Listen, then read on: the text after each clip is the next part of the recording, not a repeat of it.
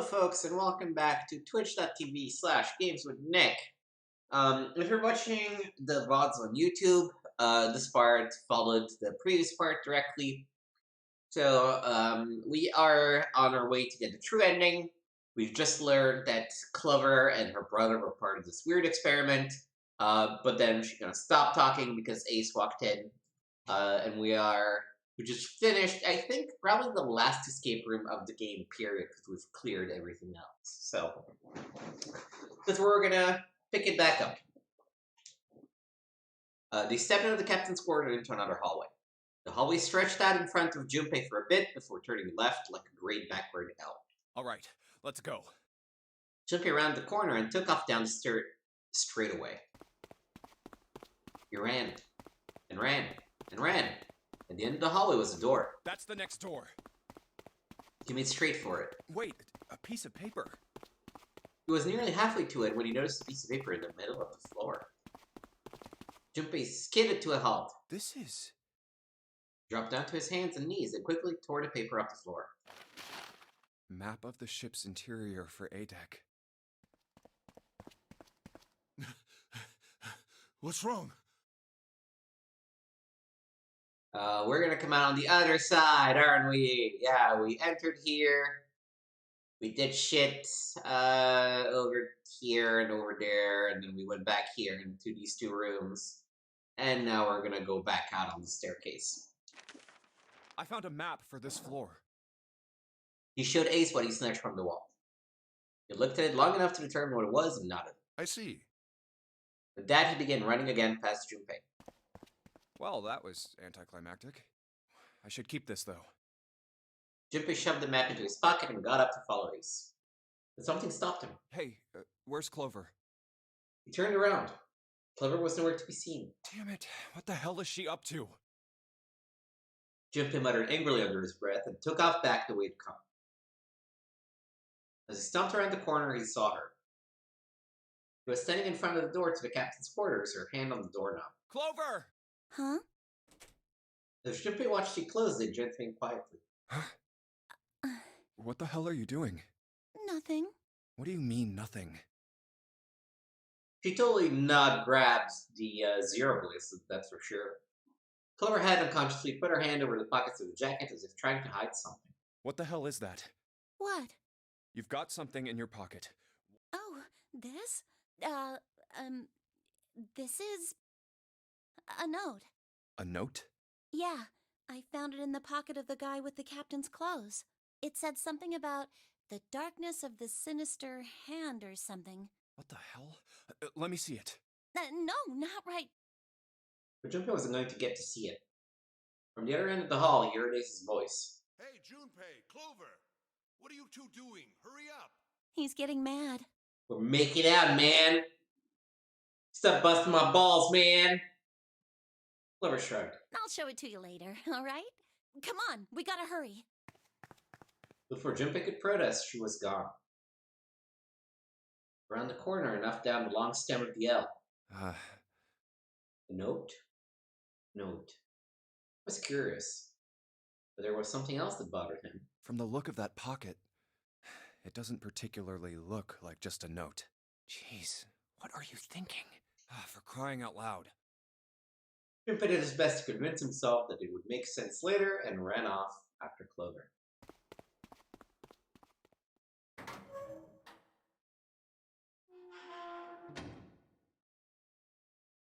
Junpei pushed through the door and found himself in a large room with a large set of stairs. The big stairs. So this is where it ends up, just like it says on the map. It was just what he'd expected to see after reading the map. His I see after reading the map himself meant that Ace had probably realized the same thing. Ace, did he head down? He put his hand on the handrail and leaned over to look down. Oh, there he is. Look, the 4 others are there too. And not just Ace, Senta, Junsoun, and Lotus as well. Really? Let's join them. Junpei and Clover glanced at each other and hurried down the stairs. They reached B deck at the same time. Jumpy! Clover! Jun's face was excited. Something had happened, that much Junpei could tell by simply looking at her. What's up? Given their situation, he was not inclined to be excited about sudden developments. June, however, couldn't contain herself. We found it! Found what? We found it! What did you find? The last door! We found door 9! What? Come on, just follow us. We'll explain on the way. Okay. 7 turned and jogged up down the stairs. Well, if that's the case... Wait for me. We should get going as well. The rest followed. Jumpy! We finally made it! The relief and excitement in her voice echoed what each one of them felt. Yeah, it's finally time. Jumpy wasn't quite ready to believe they'd really done it, at least not quite yet. Still, if everyone said it was door 9, that it probably was, We've reached the end. he'd feel his heart racing. A mixture of anticipation and fear ran through his veins, and he could feel his legs shaking. He was doing his best to maintain a sense of healthy skepticism, but he couldn't deny that the prospect of escape was an exciting one. Something's bothering me. Only 3 to 5 people can go through the numbered door. 7 of us are on our way to door 9. That means that, best case scenario, there will be 2 of us who have to stay behind. 2 people. Is there a way? Jumper looked over at the clock. 4:30. We've only got 90 minutes left. I've got no time to wonder about it now. Hey, Junpei! June! What the hell are you two doing? Hurry it up! Santa's voice jolted Junpei out of his reverie. Let's go, Jumpy! June took off down the stairs, jogging as quickly as she could. Yeah. Junpei followed.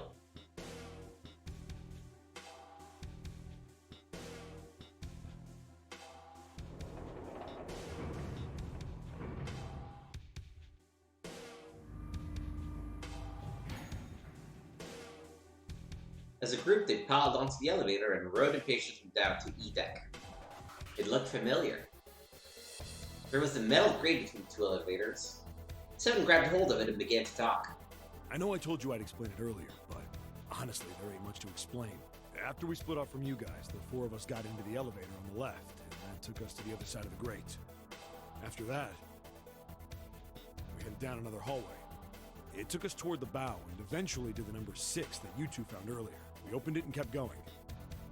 There was another locked door behind it, like usual, but this time we had to complete 2 different areas before we could unlock it. Once we were through that door, there was another hallway that went the other direction, toward the stern. So, on your way, you found the elevator. That's right. So, in other words, you kinda did a lap, huh? You came from that side to this side.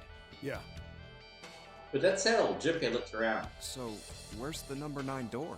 over here. 7 began walking down the hallway that led toward the stern. Junpei and the others broke into a jog to keep up with him. By the way, They had been walking for a while. Jun and San stepped with Junpei when she spoke. you know, it's because of Santa that we're all here right now. Huh? That all 7 of us are going to door 9. What? You don't get it? Santa, 7, and Lotus, what's their digital route? 9. That's right. They could have just left me behind and kept going if they'd wanted to. But they didn't. Yes, because Santa wouldn't let them. He said, we can't leave June and the others behind. That's why we went looking for you guys. And then you got on the elevator and went back to the central staircase. That's right. Well, I wouldn't have called that one. That Santa would be the one to stick up for you. I mean, That's nice. He's a nice guy. Junpei felt his eyebrows knit as he considered that. Oh, don't get me wrong. Perhaps June had sensed Junpei's concern. I don't mean that 7 and Lotus said they wanted to leave me behind. We were just talking about it, and Santa objected to it first. is that so? Junpei was about to respond when 7 suddenly stopped. We're here. In front of them stood a door. So, is that... Yeah. Junpei couldn't see 7's face, but he could see him nod. There's no other place for us to go. Nope. Just look around. There's a big old iron wall at the end of the hallway. The other hallways on the left and right are blocked by metal grates. I see. It looked as though 7 was right. The door in front of them was their only choice. All right, let's get moving. Pulled open the door and walked in. Junpei took a deep breath and followed. Oh, It appeared he'd been telling the truth. no way. The first thing Junpei saw as he entered the room was the number. 9. All the others, it was a rough thing made of red paint. The word decorated sat on the back wall of a rectangular room. Junpei ran up to it. The 9 door. It was a large double door with powerful styling. Something about it was almost majestic, and it made the red paint look especially garish. We're finally here. Junpei grabbed the handle and shook. It didn't budge, but then he hadn't really expected it to. The red was bolted to the wall next to the door. The display read vacant. No doubt about it. This is door 9. Oh, finally! This is the last. Junpei felt a flood of emotion wash over him. He felt a chill down his back and his chest tightened even as his blood began to boil. There was a moment of complete silence. Junpei, look behind you. He turned around. Behind? What? Junpei could scarcely believe what he saw. Why? A door and a 9. There's another one. Hey, what the hell? What the hell is going on here? His words came slowly and his brain struggled to understand what he'd seen. On shaky legs, he made his way to the second 9. It was a small door set parallel to the door they'd come through, but in the other corner of the room. 9. There was no mistaking the number, and if any more proof was needed, a red was bolted to the wall near the door. There's a red there too. That means... And of course it won't open. He grabbed the handle and shook the door, not because he expected it to open, but because he had to make sure it was real. Why? Why the hell are there 2 doors? It was Ace who spoke first. Do you think perhaps one is the right door and the other is the wrong one? Lotus was skeptical. I don't know about that. It seems unlikely. What makes you say so? Well, think about all the rooms we've been through so far. They're full of puzzles, but there are always hints about how to solve them. I'm pretty sure there aren't any rooms where we just had to go with our best guess and leave it to instinct to solve the puzzle. Do you really think that at the very end of the game, Zero's going to suddenly throw in something that depends entirely on luck?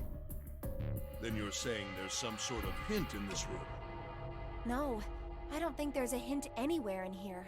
I searched it very well when I was in here before. I didn't find anything that might have been a hint, though. Well then, that means... Yeah, both of these are the right door. I mean, if you think about it, Zero never actually said there was only one door with a 9 on it. It is hidden, but an exit can be found. Seek a way out. Seek a door that carries a 9. Junpei began to mutter to himself. So if there are 2 number 9 doors, if we split it up right? That's not gonna work. Junpei blinked and looked up at Clover. She held out her hand. You've got a notebook and a pen, right? Can I borrow them? Yeah, here. Slightly confused, he pulled them out and handed them to her. Look at this. Clover opened the notebook to a blank page and set it down on the desk. Everyone else gathered around her and watched as she wrote down a series of numbers. Yeah, it's gotta be, you know? You get it?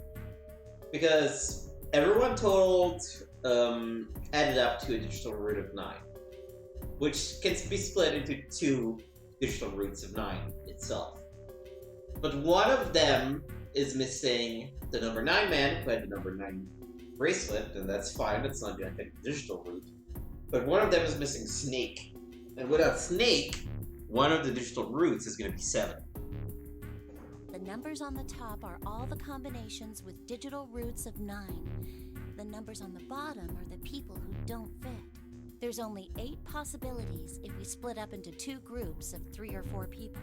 So... If 3 people go through the door, then 4 are left behind. If 4 go through, then 3 are left behind. Right? yeah. Clover nodded, almost as if she were pleased with herself for solving a difficult math problem. No way.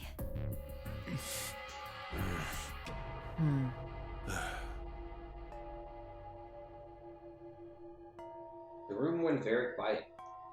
Silence lay across everyone like a thick, heavy blanket. No one spoke. Faces were blank. Come to think of it,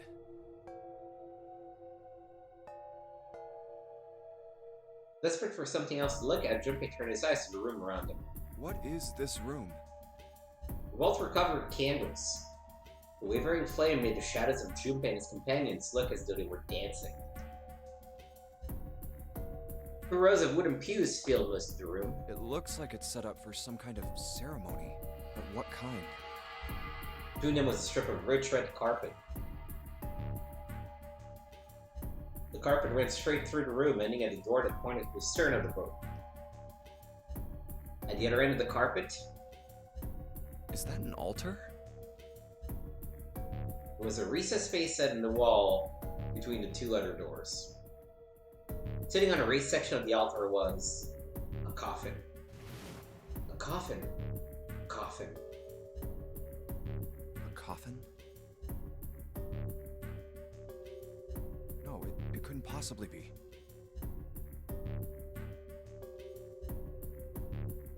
But if it wasn't, then whose body occupied it? It was as far as Junpei wanted to pursue that line of thought. He decided not to think about the coffin for the time being.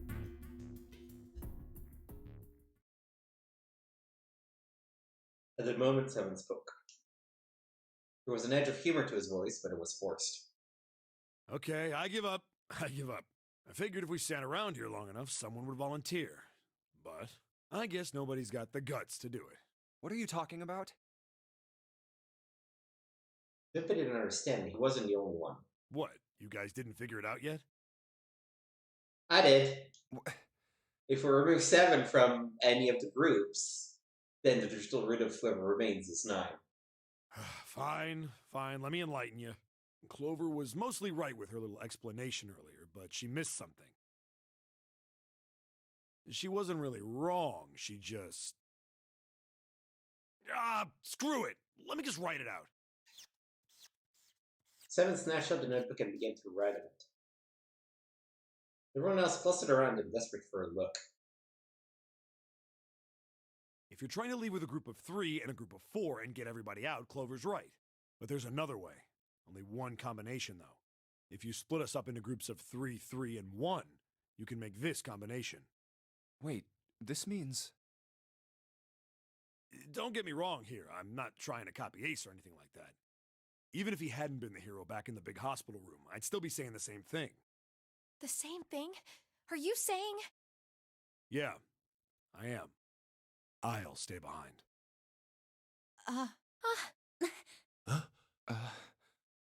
Why are you acting so heroic all of a sudden? Are you some kind of idiot? Lotus was the first to speak. That in itself was a little strange. She'd reacted much differently when Ace had volunteered. No, I'm completely against this. I'll be goddamned if I'm gonna have to owe you for getting out of here. The rest of them began to speak all at once. I'm against it too. I didn't want to leave Ace behind, and I don't want to leave you either. I don't like that idea. There's gotta be other options. I disagree as well. I can't say I care much for you being the hero. Finally, they quieted down. Junpei looked at 7. Well, there you go, 7. Proposal denied. Clover's right. There's gotta be a better way than this. 7 made some noise that was somewhere between a dread, a snort, and a cough. Doesn't make any sense. He was doing his best to pretend they were making a foolish decision, but Junpei could see the twinkling of water at the corners of 7's eyes. That was when Santa spoke. Whoa, hold on a minute. I haven't said anything yet. Until then, Junpei never realized that Santa had stayed quiet for the whole discussion of 7's fate. Something in his voice made Junpei uncomfortable. Are you...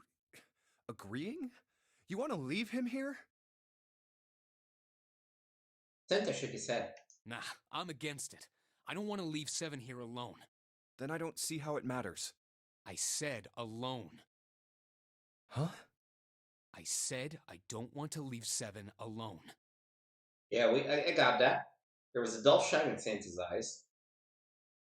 They were cold and hard. What the hell are you... What? You don't get it? I can't leave just one person. I need 2 more. 3 people, including 7. I'll be leaving behind 3 people. That's my proposal. No, those are my orders. What do you mean, orders? What the hell makes you think you can order us around? Who the hell's gonna listen to you? You all will. In 3 seconds, you won't have a choice. What? 3, 2, 1. Santa was so fast Jumpy could barely see him. When he moved, it was almost like watching a dance. His feet moving like lightning. He spun and... Da da da! So in this version, right, Santa, June, Lotus, and Seven went through door at the bottom, so they saw the gun, and Santa kept the gun. Anyways, also, take a second to look at this picture. Tell me if you notice anything interesting about it.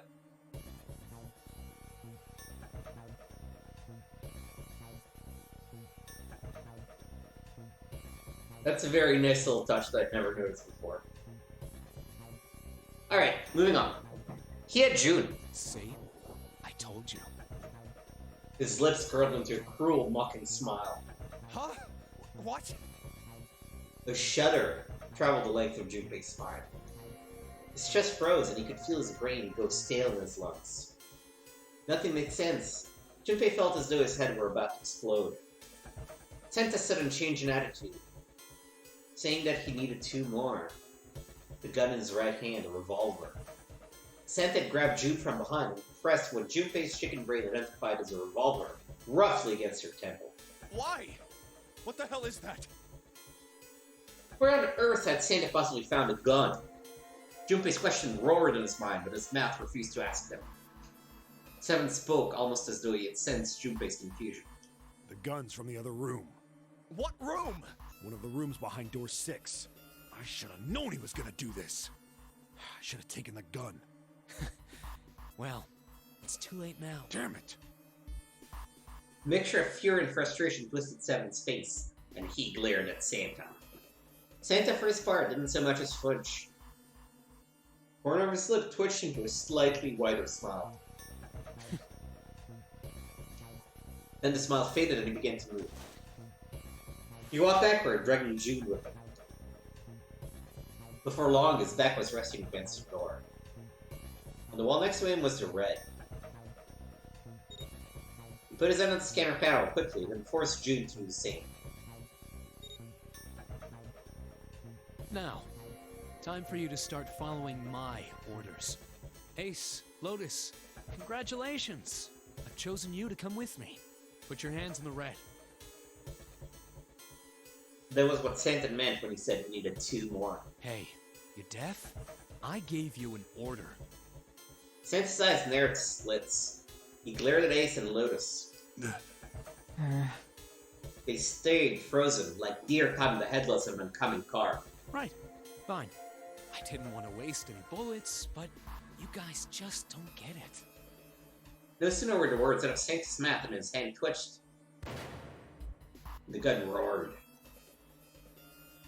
A section of the floor exploded, scattering wooden splinters across the floor. A thin plume of smoke snaked out of the hole in the floor. There could be no doubt that the gun was real and worked. He really shot it? But why? Santa, why are you... Clover's voice spoke of betrayal and disbelief. Santa, I thought you were one of us. I thought we were friends. What? You knew about the leaf words and the 4-leaf clover. Santa's cheek twitched almost imperceptibly. What the hell is that shit? I've got no idea. You're lying! Shut up! Just shut up! You stupid bitch! Whoa. You want me to put a bullet in your fucking head? Flecks of spit flew from Santa's mouth, his face twisted with rage. Clover recoiled, her eyes wide. When she spoke, her voice was very small. Santa... He snorted, then shook his head vigorously and turned to free Ace and Lotus. To face All right, Ace and assholes. Lotus. What are you still standing there for? Get over here and scan those bracelets. I don't have all day. What's the matter? Your hearing's starting to go? Going senile, maybe? Ace and Lotus still didn't move. It almost seemed as if they couldn't move. June's face was pale behind Santa's arm. Her eyes were wild and her chest heaved with every quick breath, like an animal cornered by a predator. Junpei's mind worked furiously. What were they going to do? Then he realized something. There was nothing they needed to do. There was nothing to debate. That's it. June's safety was the first priority. That much was obvious. Doing a Santa command meant that she would be safe from at least 2 threats. She would be shot, and she would leave the ship alive, along with Santa, Ace, and Lotus. There was only one thing for Junpei to do. It's the only way. He turned to Ace and Lotus. Please, go. Huh? No way. Jumpy, what are you saying? If you stay here, you're going to be stuck, Jumpy. And so will Clover and Seven. I know, but you don't need to worry about us. We'll figure something out. Right, Seven?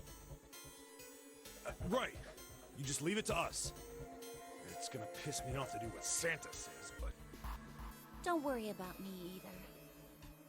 There's still something I have to take care of. No, you can't! Ace, Lotus, don't come over! Don't worry about me, please! Jin was almost crying. Junpei walked around behind the Ace and Lotus. He gently placed a hand on each of their shoulders Please. and pushed them toward the door.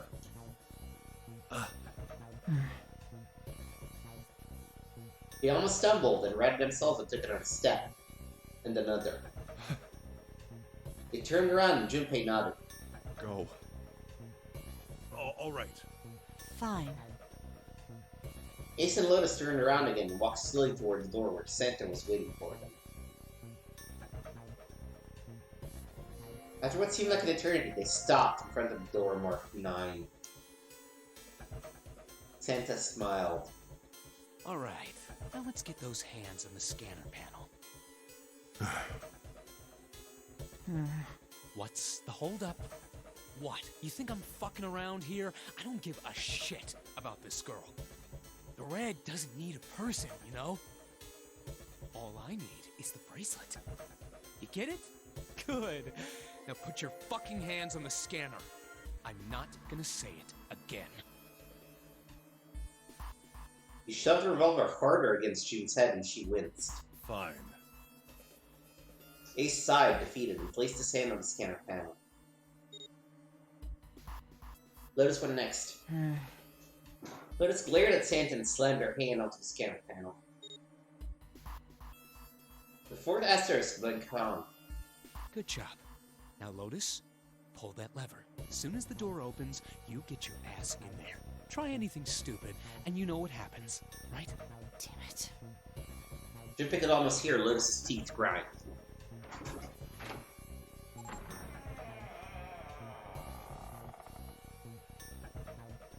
The door slid open. Door number 9 opened at last. It opened with a low, powerful rumble, a drum roll to welcome the chosen few. Good. Go. Lotus and Ace walked through the door, their eyes furious but defeated. Santa waited until they were all the way inside, then called himself and June across the threshold as well. 6, 7, Later. 8.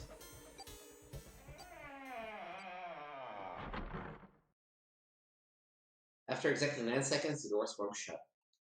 The gust of air it created caused the candles on the altar to flicker and die.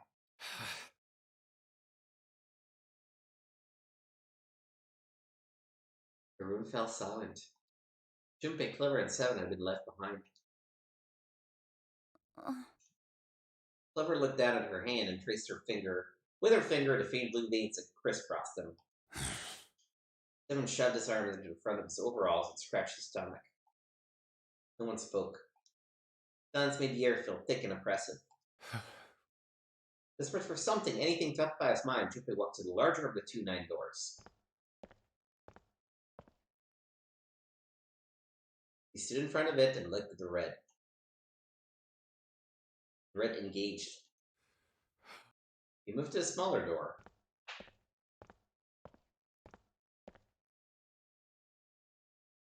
The red vacant. The digital root of the remaining people was 7. Couple sword plus 7 is 16, which is 7. There was no possible way for them to open a door with 9 on it. Junpei touched the surface of the door. June. He thought about June, but Akane Kuroshiki. Was she safe? That was all that mattered to him. She was alive, but she had escaped this horrible boat. That was what Junpei prayed for. 7 came up next to him.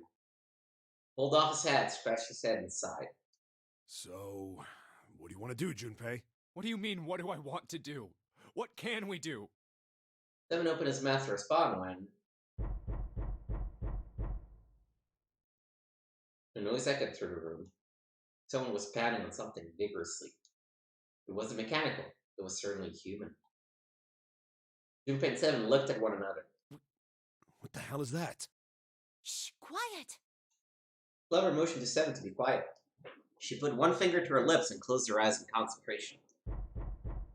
It's her friend Snake! The 3 of them listened, trying to determine where the sound was coming from. Where is it coming from?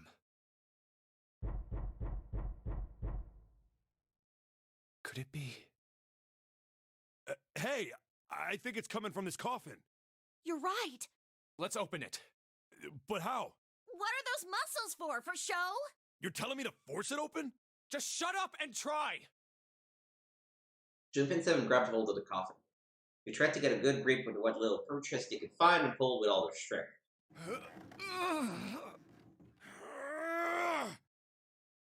Damn it! Man, it won't even budge. There was some sort of keypad attached to the coffin. Its purpose would not have been difficult to determine. Their eyes were almost immediately drawn to it. Not another one. Yeah, looks like it. Do you think we have to put in the right password or it won't open? I think so. The noise wasn't stopping. In fact, it was getting louder. Whoever or whatever's inside this thing wants out. And now. I know that. But how? Without a passcode, I don't think there's much we can. You couldn't even tell how many numbers the passcode needed to be. Isn't there a hint somewhere? Well, let's look for one. Unfortunately, there didn't seem to be anything near the coffin. Clover ran to examine the pews and 7 investigated the desk, but they turned up nothing. Ugh, there's nothing here. Not making this easy, are they? The sound still wouldn't stop. There wasn't a noise that belonged in that room.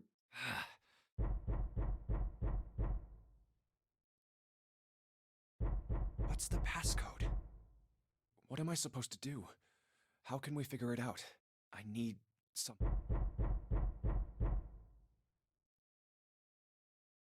So if you don't do the other ending first, this is where you get a temporary ending that's kind of like, oh, there is a lock here that you need to unlock. But because we did, the world blinked.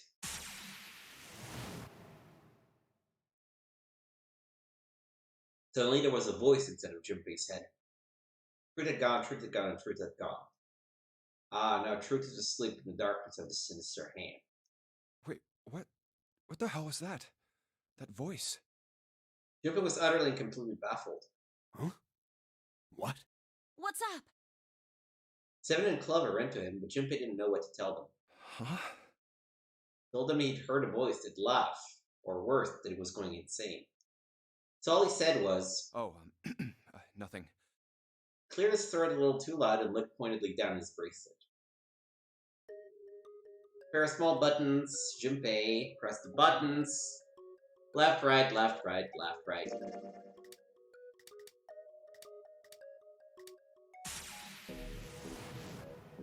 That's wrong. You should know that already. You should know everything. Oh. Right, left, right, left, right, left. Truth is right, gone is left.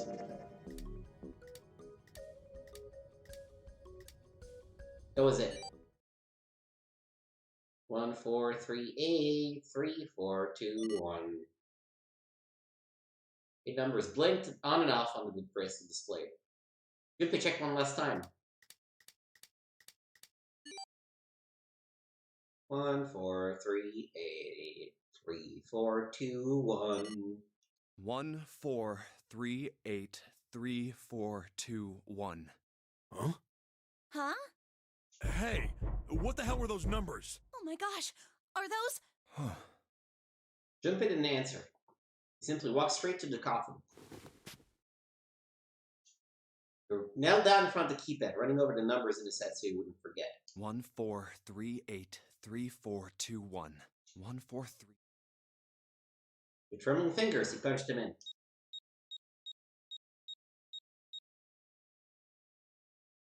That was all of them. Punched the E button. There was a moment of complete silence.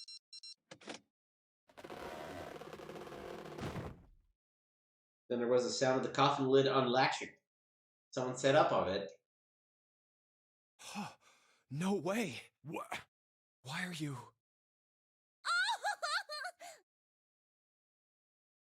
What's up, Oh. Snake? Is that you, Clover?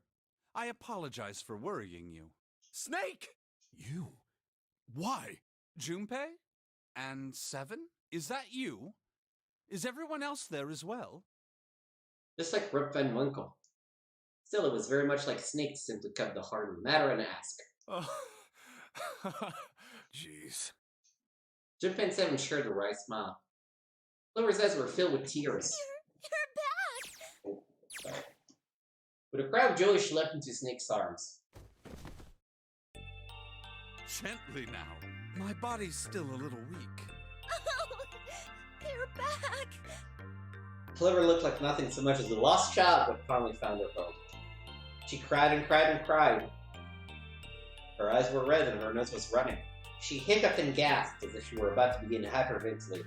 You're back! You're really here! Her voice was happy but almost desperate, as if she feared he would disappear again if she stopped talking to him. Tear after tremendous tear rolled its way down her face. Her small arms strained as she clutched Snake's body as tightly as she could. Perhaps she had to convince herself he was real. Perhaps she was worried he would be gone the moment she let go. Perhaps she simply didn't know what else to do. You're back! Come now, what's gotten into you? You're acting as though I've returned from the grave. Not as though! You did! I really thought you were dead! Huh? You jerk! Idiot! Idiot! Idiot! Baka! Baka! Baka! Clover broke into sob so great she could no longer talk. It was a touching reunion between brother and sister.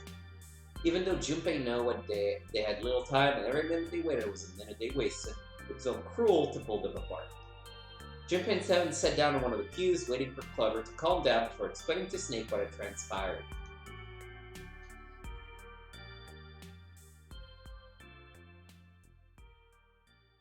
I see. I believe I understand things rather well now, thank you. In the shower room, there is a dead body wearing my clothes. Because of that, you thought that I was dead, correct? It quickly and neatly summarized the events of several hours. Yeah. Junpei nodded. You also discovered a corpse in the captain's quarters, and Santa turned on you here, in this room. Do I have it straight? Well, the dead body in the captain's quarters is a surprise. Sorry, there wasn't a good time to tell you. Don't worry about it. Well then, I've got a pretty decent idea of what happened while I was indisposed, but Notice that he still has his bracelet. it's still something of a mystery who did all this, and why. The corpse in the shower room that looked like me, and the corpse in the captain's quarters. Why were they killed in the way they were? You don't know? No. Why would I? The guy in the shower room. We don't know who he is, so let's just call him Mr. X. Anyway, this Mr. X is wearing Snake's clothes. But you're wearing some kind of weird robes. That means someone took your clothes and put them on Mr. X. We need to figure out who that was. I apologize, but I have no idea who might have done this to me. I only just now woke up. I was unconscious during all the events you just described to me. They must have undressed me and changed my clothes during that time. When were you knocked out? When we split up to look for the red. Where did they get you? Do you remember? It was a small room in one of the hallways on C deck. What happened? The same thing that happened to every one of us when we were abducted. A canister releasing some sort of gas was thrown into the room. I believe the gas is some sort of incapacitating agent. Then that means it was. Zero. Looks that way, huh? There's nothing else I have to tell you. When I woke up, I was in this coffin. Junpei crossed his arms in thought. Why? Why did Zero make Mr. X wear Snake's clothes? How would that benefit Zero? Because he knew Ace would try to kill Snake. I don't get it. What the hell does any of it mean? And I have no idea how I got the passcode for the coffin either. Truth had gone, and where did those words come from? Why did I feel compelled to push the buttons on the bracelet after hearing them? Seven had asked him about it while they were waiting for Clover to finish crying. He'd had no answer for him then, and still didn't. All I know is my fingers moved on their own. It was like I did it subconsciously. I don't get it. What the hell does any of it mean? His mind was a maelstrom of mysteries, clues, theories, and more mysteries. He could barely think. Also, Snake and Clover had been subjects in a similar experiment 9 years ago. The ability to access a morphogenetic field is affected by a couple of things. The first is epiphany, and the other is danger. And someone did actually die. A girl. Her name was... There had been another experiment conducted on this same ship 9 years ago, and a girl had died during it. Morphogenetic field theory. The 2 murders. Switching clothes. The nonary game. Whatever strange thing was happening to Junpei himself. The maelstrom in his head spat out words and ideas that disappeared back into it almost as soon as he grasped them. But as he struggled through them, Junpei began to realize something. There was something that tied all of them together. And the point connecting the dots. Zero. He's the ringleader. The person who trapped 9 of us on this sinking ship. Zero should know everything. If we can uncover Zero's identity, all of our questions will be answered. It was Zero. Junpei had the beginnings of a theory. If you could only test it. Or perhaps... At any rate, we'll have plenty of time to decipher the details later. For now, it is of utmost importance that we escape. Junpei, it was 4:30 the last time you checked the clock, yes? That means we have less than an hour. We must hurry. Hey, how are we gonna get out of here? Isn't that obvious? Through the other number 9 door. Oh yeah, you're right. With Snake, we can open the door. Don't tell me you hadn't figured that out. As they snapped back and forth, Junpei glanced at Snake's left hand. He was wearing a bracelet with a 2 on it. Come on, you gotta tell me these things. I, assumed you'd figured it out. Forget it. Let's just get going. Seven stomped off toward a small number 9 door. Clover, Snake, and Junpei followed. Seven quickly laid his hands on the red, and asterisk appeared on the screen. Junpei and the others followed suit and laid their hands on the scanner panel. Soon there were 4 asterisks on the screen. Seven glanced at them and laid his hand on the lever of the red. All right, you guys ready to go? Yes. Yep. Junpei paused for a moment. Yet. Huh? Before we go in, I'd like to check something. You want to check something? Yeah, but before I do, Seven, could you pull the lever? I want to make sure we can verify with just the 4 of us. What do you mean?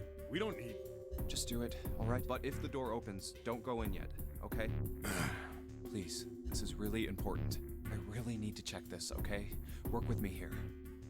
Junpei looked directly into Seven's eyes. The older man looked back for a moment, then nodded. Fine.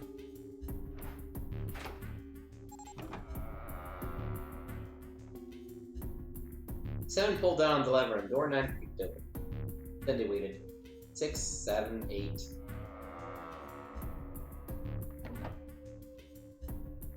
After 9 seconds, the door closed. Alright, That means the 4 of us can go into door 9. So? We knew that already. It's obvious. Obvious. Yeah, you're right. It is. Now, what happens if we add Zero's bracelet? What? Zero's bracelet? Why don't you take it out, Clover? For a moment, Clover looked surprised, but then she recovered quickly and stuck her tongue out at Junpei. So you did know I had it. I picked it up because I thought it might be useful sometime. She reached into one of his pockets of her luminous jacket and produced a bracelet. Junpei took it from her and turned to Seven. This was on the left hand of the corpse in the captain's quarters. If you look at it, you can see it's got a 0 on the face. Or Just to an make this a O. little easier to talk about, I'm gonna call the guy we found dead in the captain's quarters, Cap. Then I should be able to open door 9 with just me, Clover, and his bracelet. Though the big... Oh. Anyway, let's just give it a shot.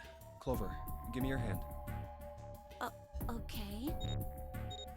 Now the captain's bracelet. And pull the lever. However, the door didn't open. The red display read error. I knew it. Now, what does this tell us? Maybe the bracelet has to be on your wrist in order for it to work? No, that's impossible. Did you see how the panel showed a 3rd asterisk when I scanned Cap's bracelet? Whether or not it's on your wrist doesn't matter. All you have to do is put the bracelet near the panel for it to register. Seven waved his bracelet in front of the scanner panel. Sure enough, a single asterisk appeared on the red. Huh. Looks like you're right. See? So what does that mean? There's only one possibility. That bracelet isn't the number 0. Is that what you're saying? That's right. Then what number is it? Let's find out. Junpei scanned these bracelets. So Cap is a 6. But we're not going to be able to get to 9 directly, so we need to get to 18, which means we need another 12. Which means 7 plus 5. Let's try 7, me, and Cap. If this combination opens...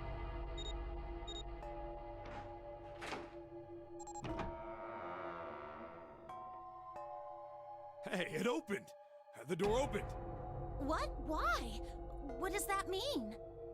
Both Seven and Clover seem rather shaken as they turn to look at Junpei for answers. The door slid heavily shut. Junpei raised an eyebrow. Isn't it obvious? Cap's bracelet is number 6. But doesn't it say 0? This isn't a 0. The symbol on here isn't a number 0. It's a letter O. Oh.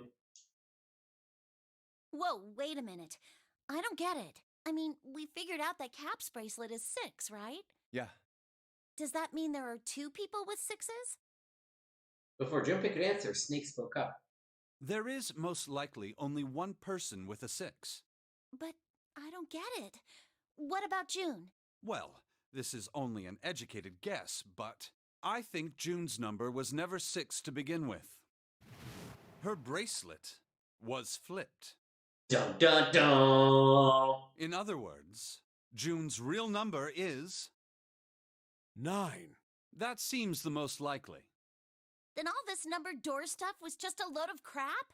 Why would you say that? Because if June is 9, then the numbers wouldn't match up. Here. Clover doesn't remember one of her math things. Junpei leaned over to look at it. List of all the numbered doors June's gone through. I'll let you know what I'm writing, okay, Snake? 6358, 638, 6378, 6318. You might notice 6 is always paired with 3. And that's everything. I wrote down which door she went into and with whom. And I wrote what all the numbers were. So if you switch 9 in wherever there's a 6, the numbers don't work. If the digital root is 7, then you can't open door 4. If the digital root is 2, then you can't open door 8.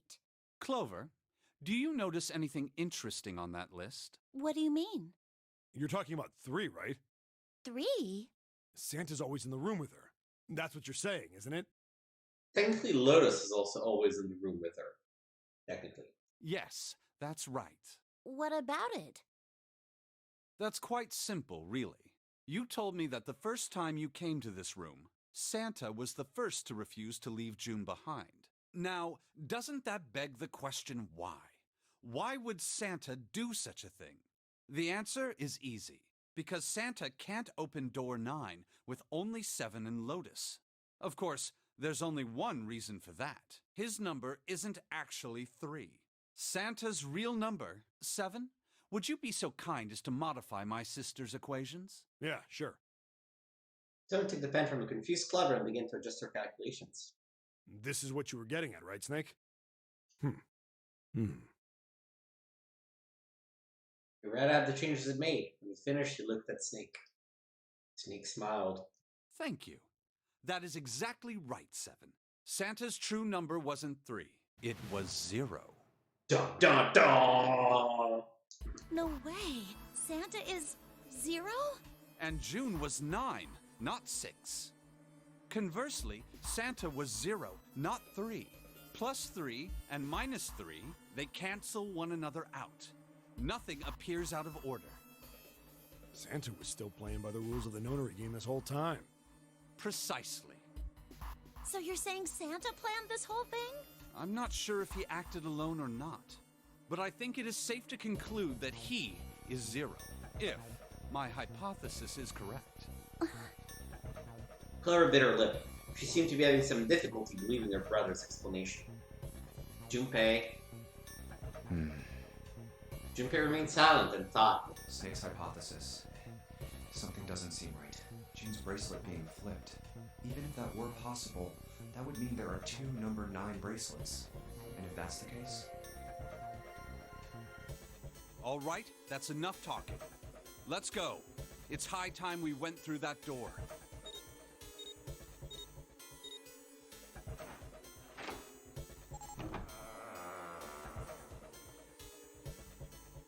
Door 9 opened. They leapt through. Oh, it's right there. The dead was directly in front of them as they came through the door. Quickly, they scanned their bracelets. I forgot, there is one more escape room now. And the detonator stopped. Oh. After pausing for a moment, to catch their collective breath, Junpei and his companions headed down the long hallway in front of them. Alright, let's keep going. At the end was a set of stairs leading down into the ship. I think these stairs go to the bottom deck. They leaned out and looked over the side. Looks dry. Let's head down. After deciding it was safe, they headed down the stairs. For long, Junpei and his companions found themselves on the bottom deck. They turned left into another hallway at the end of which they found another door. Hey, it's a... Neptune symbol. Of course, there was a symbol engraved on the keyhole. Looked like the sort of harpoon when we used to hunt fish, the kind with 3 prongs. Snake traced the shape of it with his fingers. This is the Neptune symbol. There must be a key around here somewhere. Neptune key. I only have the Uranus key card. Clearly wasn't going to open this door. It's a different planet. Plus, it's the wrong kind of key.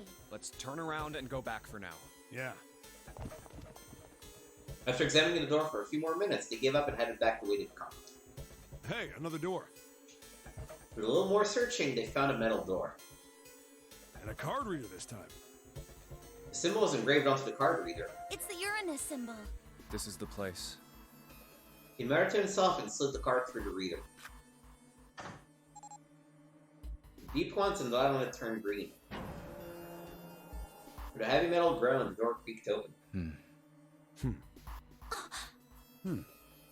Junpei, Clever, Snake, and Seven looked at one another, nodded, and stepped through.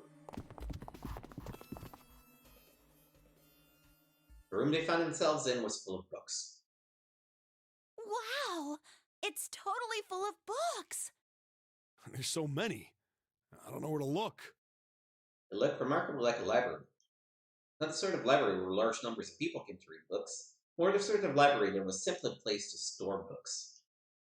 Felt a little overwhelmed by the sheer number of books, but Junpei did his best to speak with authority. Alright, if we want to get through that door out there, we need the Neptune key. I say we split up and look for it. Okay. Very well. Sure thing. Good. Let's get started then. We don't have a lot of time. Hurry. Alice sleeps in a small chamber past a forest of knowledge. As he began to search for reasons he didn't fully understand, Junpei felt his particular words float through his mind.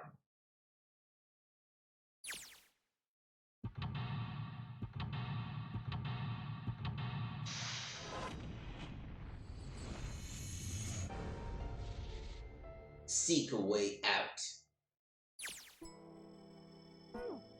Alright. Paleontology. This is about fossils. Mother Nature.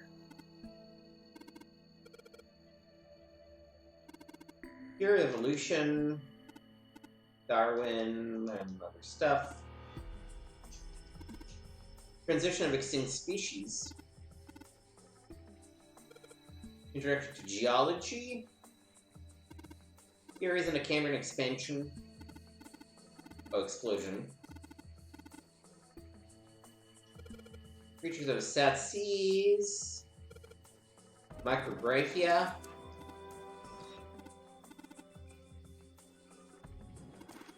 Why do men can't lose their tails?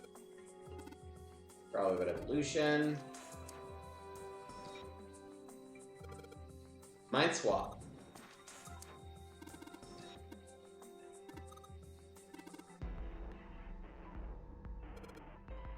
Kitab al-Azif. It's the name of a fictional book created by Abdul al-Hazred. It's said to be one of the sources used in the creation of the legendary Book of the Dead, the Necronomicon. Occult books, it basically is it. On the Rabbit on the Moon. It's about the Judas tree that's set to grow on the moon according to Chinese legend. Teleportation and telepathy. Ability of travel through time. Energy theory, science and technology. Oh, hey. Let's switch the titles around. Oh, fun. Here, find bulb. Oh, hey, nice.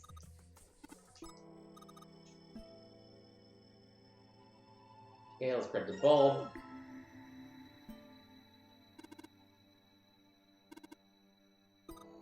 Cosmic inflation. Oh, and terrible joke about real estate. Supersymmetric string theory and 10-dimensional spacetime. We're just talking about superstring theory. It says that all the elements of the universe are governed by the vibration and harmonics of tiny supersymmetric string. Overview of conformal field theory. This is all physics. Theory of general relativity. That's Einstein. Quantum gravity. Okay, we did that. That was too much. We did all of these. Okay, we just need to, like, picture book about Little League.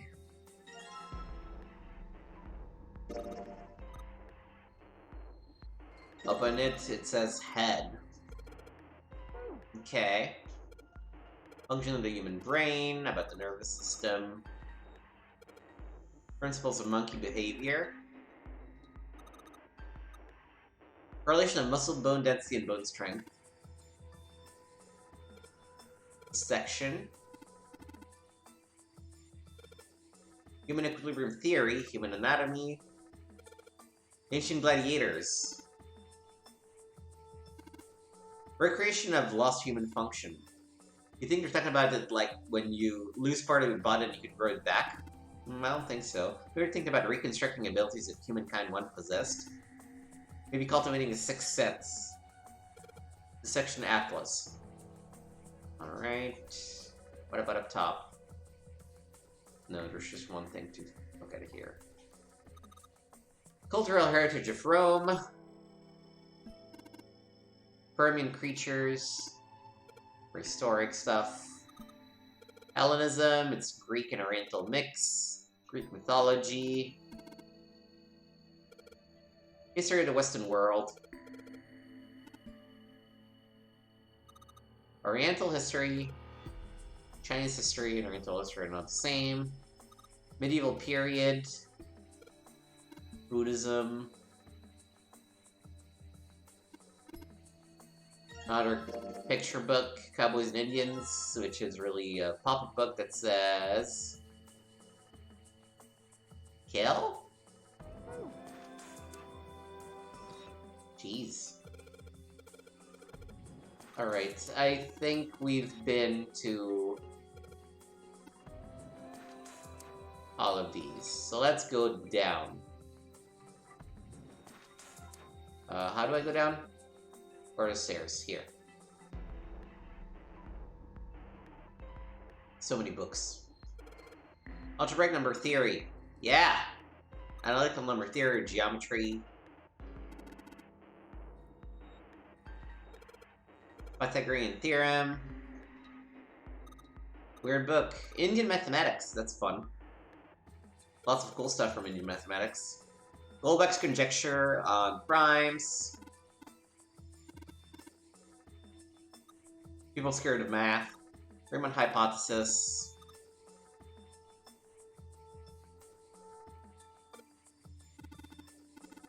Datkin, Owen,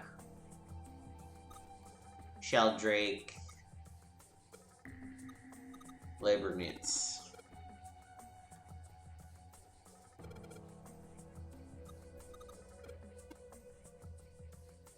These are all romantic books. Japanese culture. Another picture book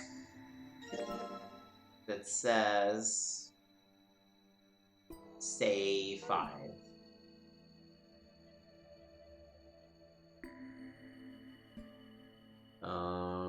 Books and language. Glass inlay. Glass is foggy. There's a code that we need. There's some astronomy books in there. Ooh, why don't we add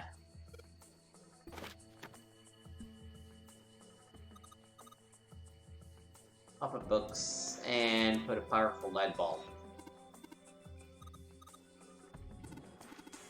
Oh shit, we need 3 light bulbs, huh? Oh, fuck me. I was not ready for looking for 3 light bulbs. Japanese folklore.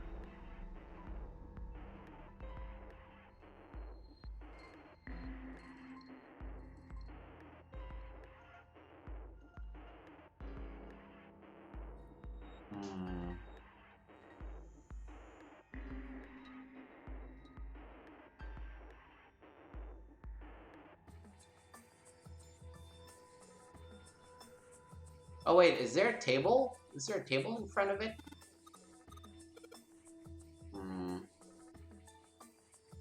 Yes.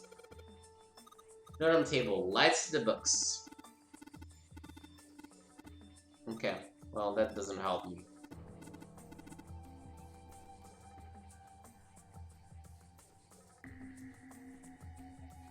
Like, I'm pretty sure we looked at every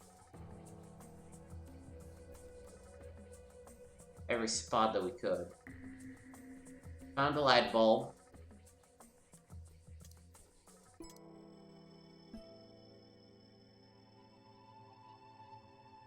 We looked at that.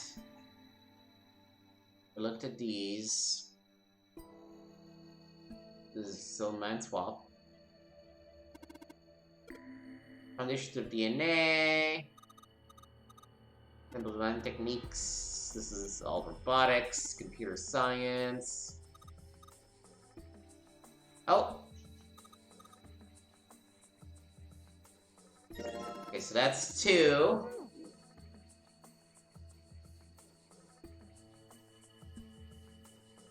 We already looked at that.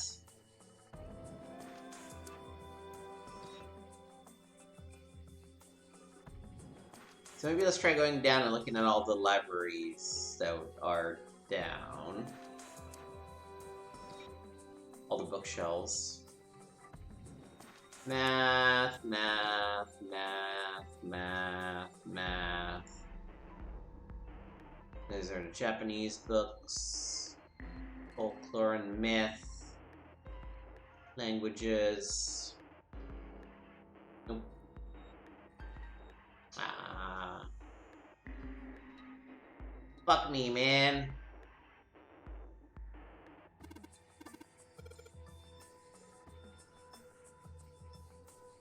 Just don't have enough light bulbs. Oh. 632415. I bet that's just the code.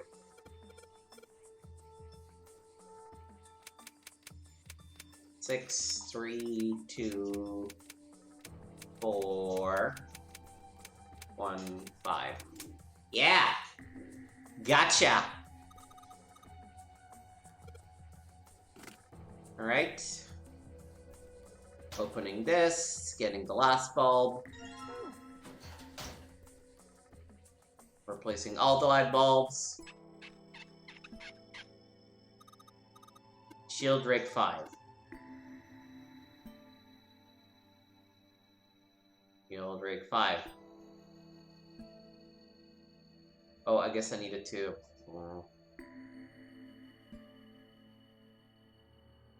Shielddrake 5? Jupiter read the text out loud. I think I saw the rest of this collection somewhere. Yeah, I think it was somewhere around here. Let's go take a look. Okay. Seven and Clover walked off, leaving Junpei and Snake behind. Shielddrake. Have you heard of him? Sheldrake, I mean. Junpei grinned. Yeah, Lotus told me about him. There's a British biochemist named Sheldrake. He has a rather interesting theory, morphogenetic fields, which relies on the theory of morphic resonance. Really? From Lotus, huh? Well, Clover also said something to me about that stuff. She did? Yeah, what was it? The ability to access a morphogenetic field is affected by a couple of things. The first is epiphany, and the other is danger. That girl. I told her not to tell anyone. You did? Why? Well... Junpei's eyes narrowed. Look, man, I didn't push it because we're in a hurry, but I'm kind of sick of this. How about you just tell me, okay? Tell you what? Don't give me that. About the experiment. Snake's shoulders slumped and he shook his head slowly. Ugh. He'd finally given up. Very well, fine. I'll tell you everything. But not here. Let's move to the top floor. Junpei nodded. With that, they climbed the stairs to the top floor.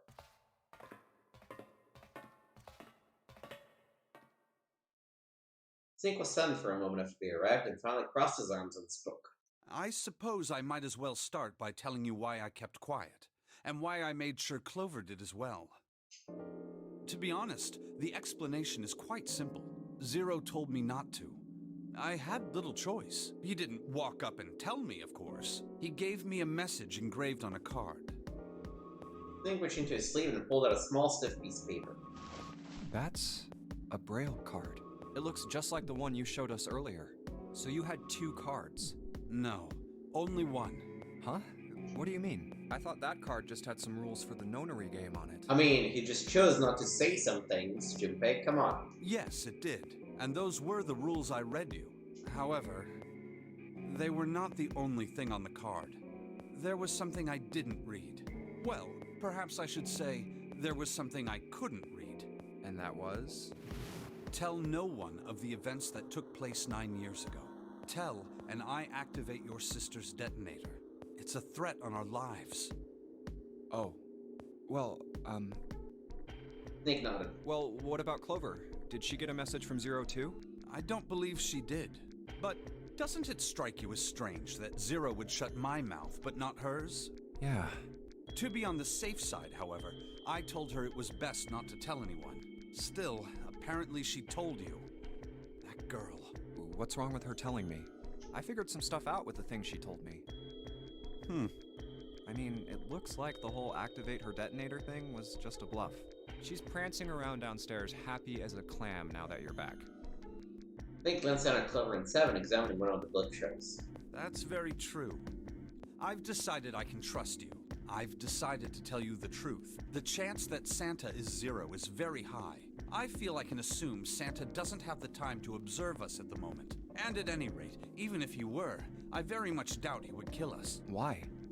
Clover told me about the 4-leaf clover, about the words. If he knew about that, then he was in my group during the first experiment. I'm sure of it. He wouldn't kill us, no matter what the situation was. Snake paused and cocked his head as though he was listening to something very far away. His face looked dark as though something was weighing on him. Hey, Snake? Junpei wasn't quite sure what to say. Snake turned and looked at him. Yes, I know. You want to know what happened during the experiment. Yeah. How much do you know? Clover told me about... I see. The morphogenetic field in the experiments 9 years prior. How the experiments had taken place simultaneously at 2 locations, one being the ship and the other being a building in Nevada. And the girl that died during the experiment. She told you all that, did she? Snake looked down. His face was tight. A slight tremor shook his body, and he tried to hide it. He was putting on a good front, but even Junpei could tell he was holding back something deep and powerful. He made as if to brush something from his face and looked up at Junpei. At any rate, I now know how much you've learned. All that remains for us to determine is who did this and why, right? Yes. Can you tell me what happened? Yes. Snake nodded slowly.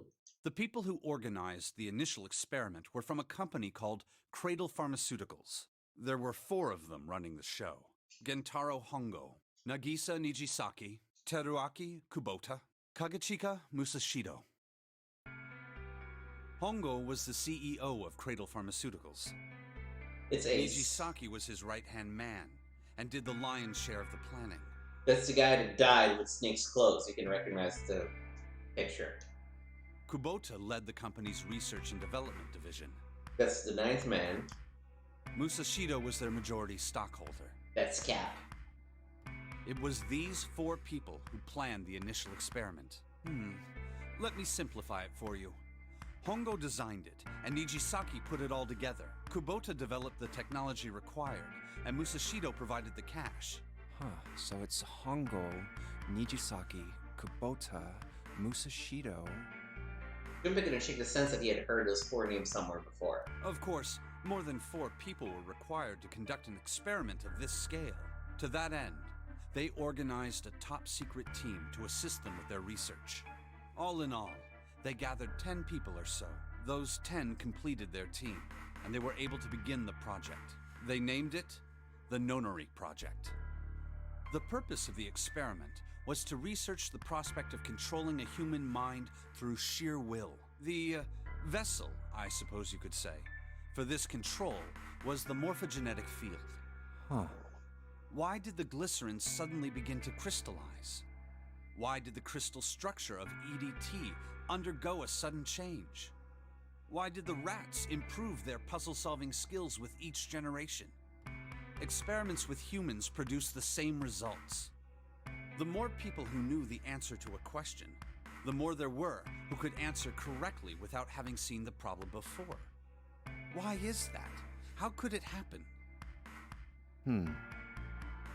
The answer is that the shape of the answer has been stored in a field invisible to the naked eye. And through that field, the resonant event transmits information related to that answer. That's essentially the idea behind morphogenetic fields. But that's just a theory. Can't bring yourself to believe it? Yeah, it's pretty stupid. Yeah, Let's say someone killed another person because the devil told them to do it. Whether the devil exists or not has no relevance to the murder. They believe the devil exists. Whether or not he does is immaterial. So what matters here is that Hongo believed in the morphogenetic field. That's right. Snake nodded. But I still don't get it. You said they wanted to figure out how to control people. Right? That is what you were saying. Yes. So how are they going to do that with a morphogenetic field? I'll keep it simple. Let's suppose 10,000 people have solved a certain problem. The chance of you knowing that answer, even if no one has told you, will go up. Let's have another example, shall we? Say 1 million people were to do a handstand right now. Tomorrow, the chances of you doing a handstand would be higher, even if you had heard nothing of this hypothetical mass handstanding. Mankind's thought process and actions are all part of a resonant event. All of the resonant events encoded in the fields are projected onto you. Of course, this assumes you believe in this theory. Do you follow so far? Yeah. Now, if there was a person who had the same effect as those millions of people, if that one person were to do a handstand, other people would find themselves wanting to do handstands as well. Can you imagine what a person with powers like that would be able to do? Come on, there's no way. I'm not done. Imagine another scenario. Imagine another person. This is an ordinary person. Let's say he does a handstand. What if there was someone who could grab the resonant event he created by doing that and use it to make other people do handstands? What would happen then? A person who has the power to write to the field, and someone who can read from the same. You could think of them as the writer and the reader, or the transmitter and the receiver. What would the world be like if there were people with abilities like these? Jumpy thought about it for a moment. So the transmitter's resonant event can be transmitted through the field and sent to the receiver. And then the transmitter can control the receiver however they wish. That's what you're saying, right? Yes.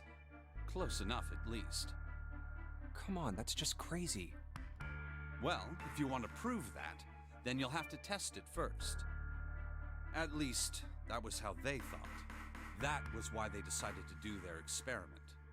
That was how the Nonary project began. Snake suddenly looked very serious.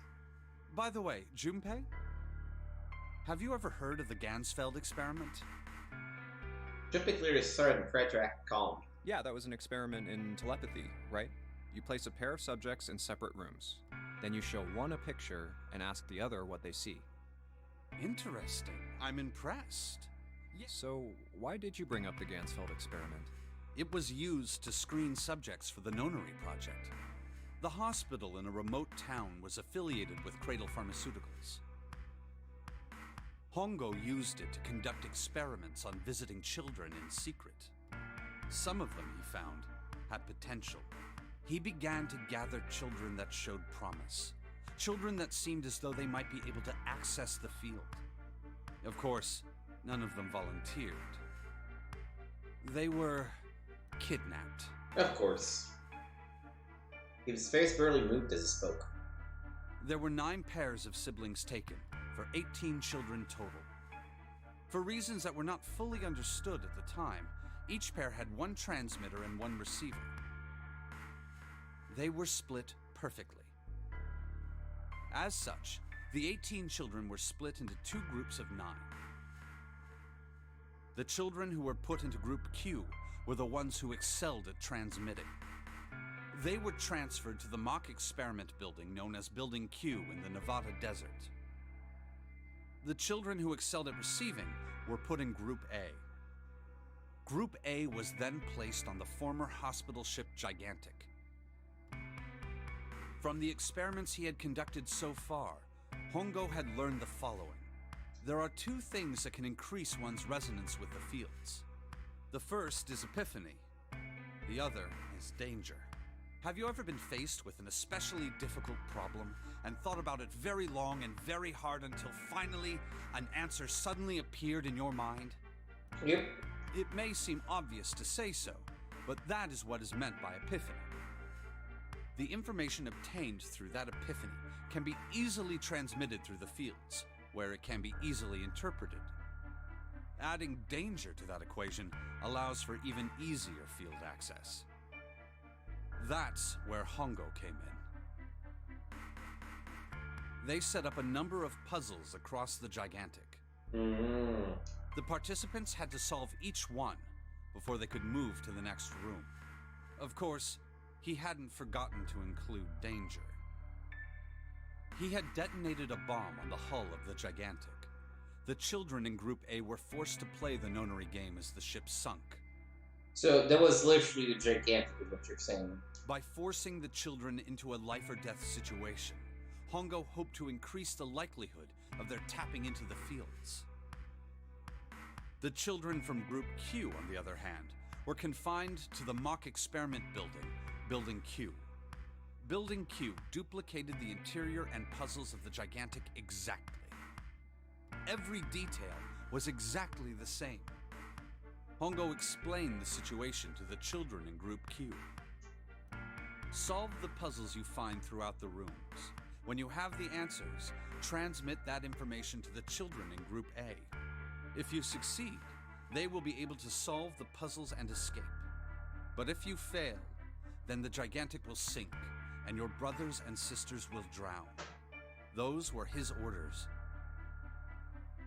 Do you know why the astronauts of Apollo 13 were able to return to Earth safely?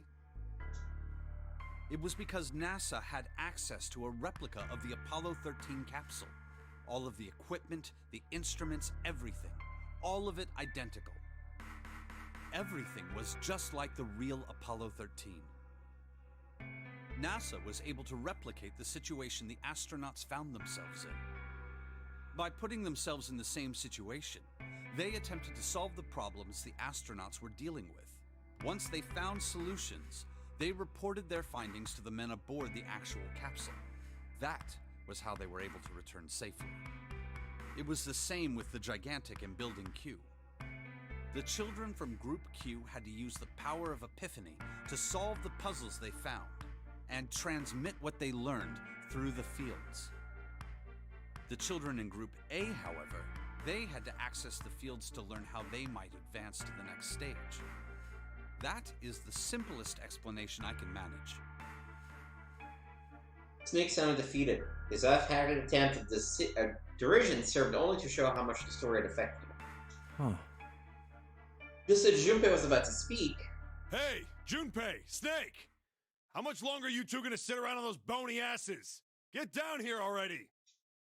Seven's voice echoed up from below. Snake took a deep breath and blinked rapidly as if just waking up from a long nap. He's right. Let's go, shall we? We don't have much time. We need to get out of here, and soon. Snake headed for his stairs, but Junpei put out an arm to stop him. Hold it. There's one more thing I want to ask you. Are you sure that there were 18 kids? Why? Well, I thought it was only 16. Oh, yes. That was what they said on the news, wasn't it? Yes, I have no doubt that 18 children were abducted and used in Hongo's experiment. After all, you couldn't exactly play a nonary game with any less, could you? That makes sense. Well, yeah, but are you saying that the news got it wrong? Yes, I am. There were 2 more children. However, they had no relatives that I'm aware of. I imagine no one filed a police report when they went missing. They were brother and sister, like Clover and I. The brother's name was Aoi. The sister's name was... Her name was... Snake didn't seem to bring himself to continue.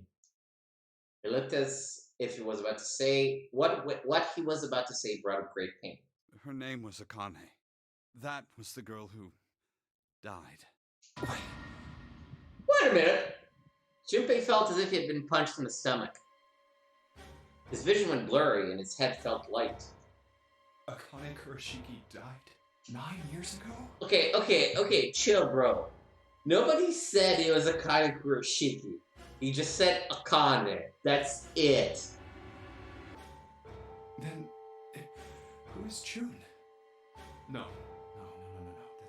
That's impossible. It can't be true. Akane isn't that uncommon of a name. Yeah, exactly. If Snake had known her last name, that's a different matter entirely. So they share a name. A lot of other people do too. It doesn't mean anything. It was someone else. Of course it was. It has to be. Junpei shook his head hard and pulled himself back to reality. Is Back something to wrong, reality, Junpei? ho! Your breathing sounds strange. Then Snake had noticed. Junpei cleared his throat and tried to act calm. Oh, no, it's nothing. I'm fine. Let's get back down there, alright? Snake raised an eyebrow but said nothing. He headed down the stairs, Junpei bringing up the room. I couldn't do it. Why didn't I ask? What's her last name? I just couldn't get the words to come out. With every step he took, the cold, hard sound of feet against metal dug in his heart. I mean, she's alive. She's in front of us. It can't be her. So, this was a terrible time for all that, by the way. Yeah, Sheldrake, 5th volume. Push. Whoa. That's fancy.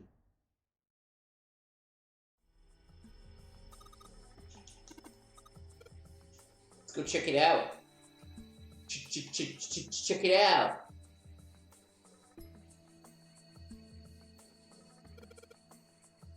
$13, $14, $10, $13.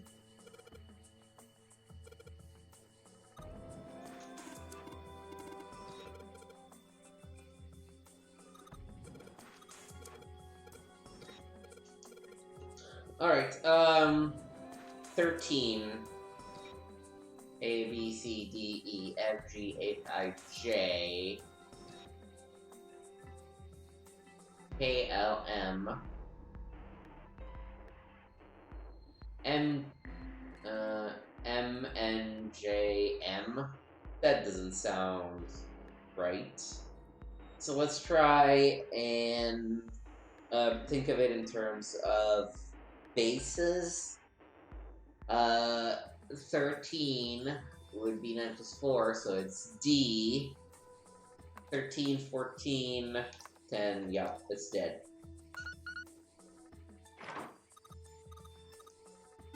Alright.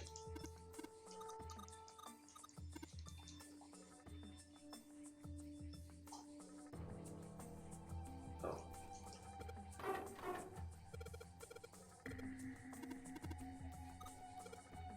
Yeah, it must be the other door. Alright.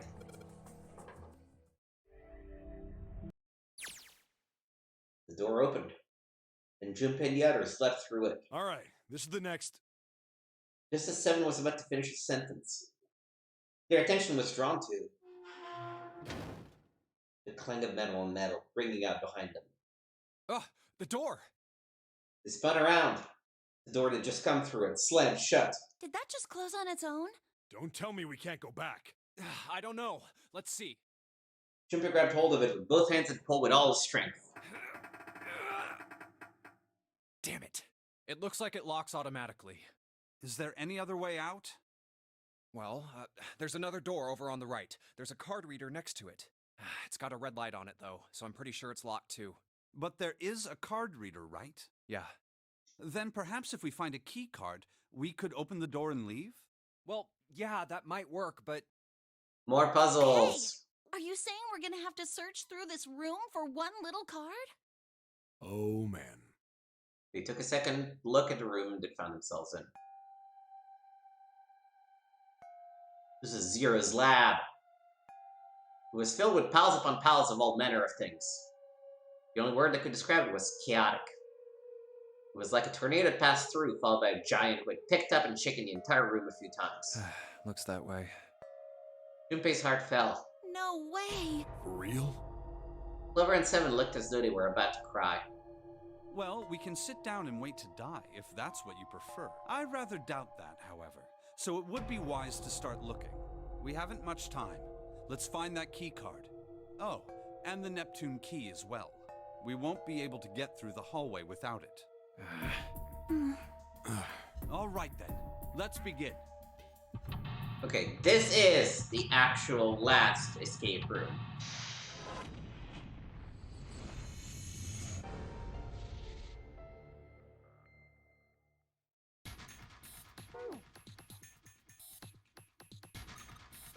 Nautical table. That's literally the same. Oh, yeah, this is the old one. Oh, except it's the road back. We go south, west, southeast, northeast, east, northeast. There are piles of crap everywhere. Parts of puzzle within room. This is Zero's lab.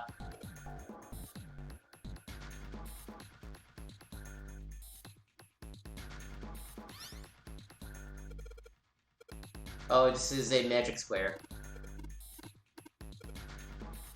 Alright.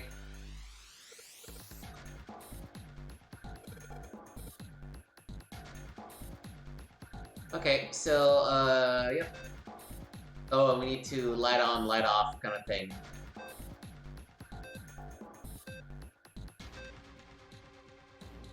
Okay, so 6 in F, 9 in C. So I want this to be definitely off. I want that to be definitely on.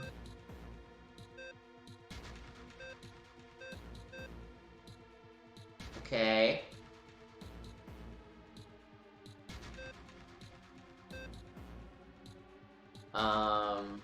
Why don't we do this? Oh god, okay.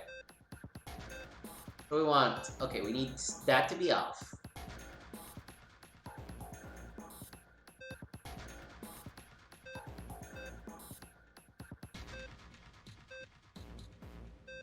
I'm kind of just... Here we go. Clicking things at random.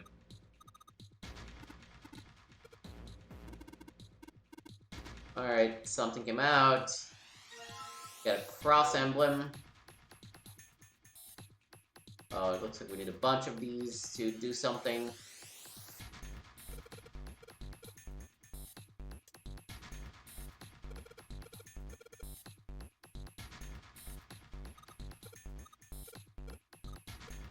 Alright, same thing that we did in the nautical room. Yep. Alright, so, south.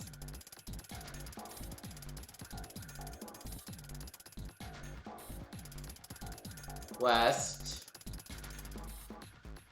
Southeast. Northeast. East, northeast.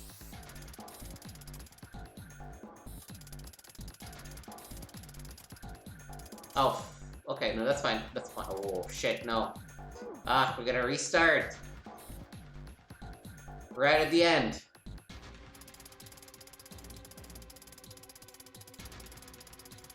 South. West. Southeast. Northeast. East. North. East. Alright, we got another one of these emblems.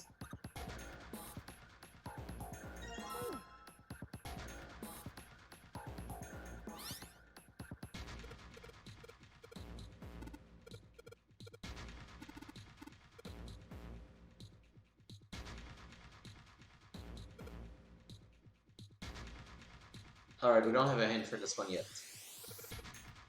So...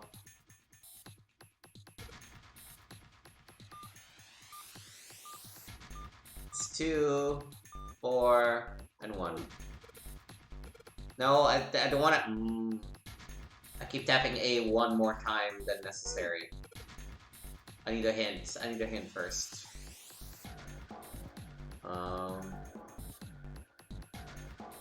What's in here?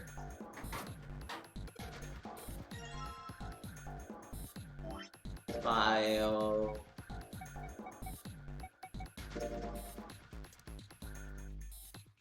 So it's gonna be...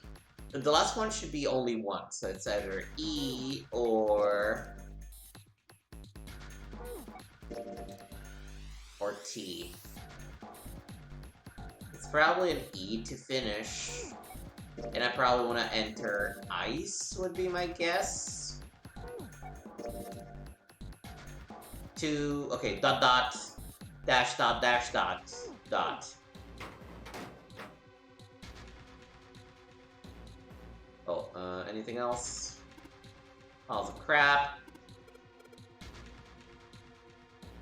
No.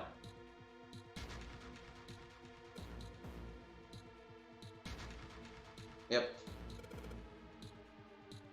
Okay, so dot dot dash dot dash dot dot.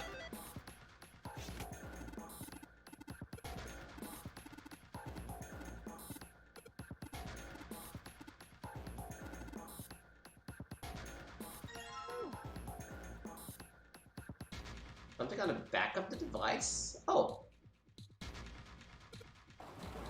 This thing opened. Whoa!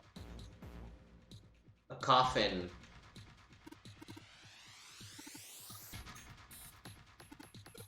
And look at what's written on the coffin. All ice. And the coffin's empty.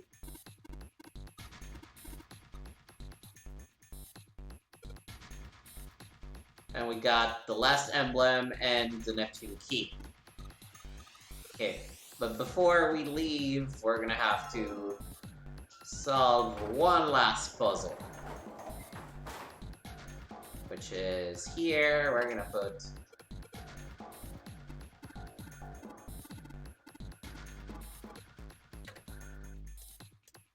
Oh, wait, read that again to me.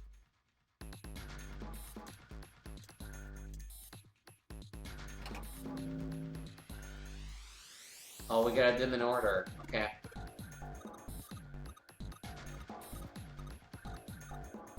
Okay, we need to... It is essentially a mini-Nori game. Okay. Okay. These should add up to 6. So it should be like 9 plus 6. So if we do... 3, 1, 5, and 6... 2, 4, 7, 8. Check.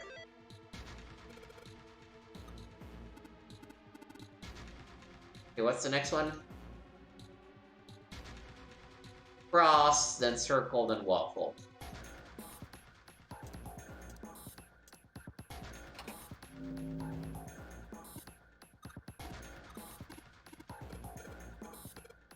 Okay. Oh, okay, this is tricky. No, that's fine, because again, the 1 is not there, so everything just adds up to 8. So we either need 10, which we can do, yeah, let's do that. Boom. Okay, then the circle.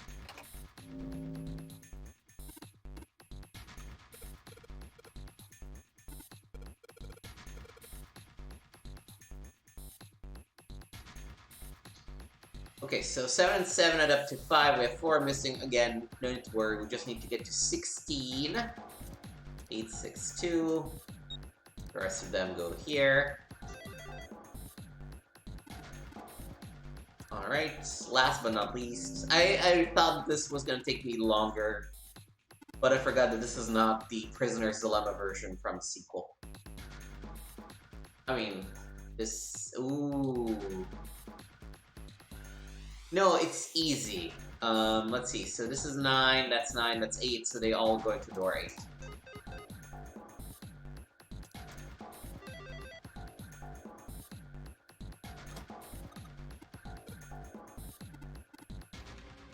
Yeah, because, again, there's something similar in the next game, but it's about the Prisoner's Dilemma, so getting things to work out in multiple rounds is much harder.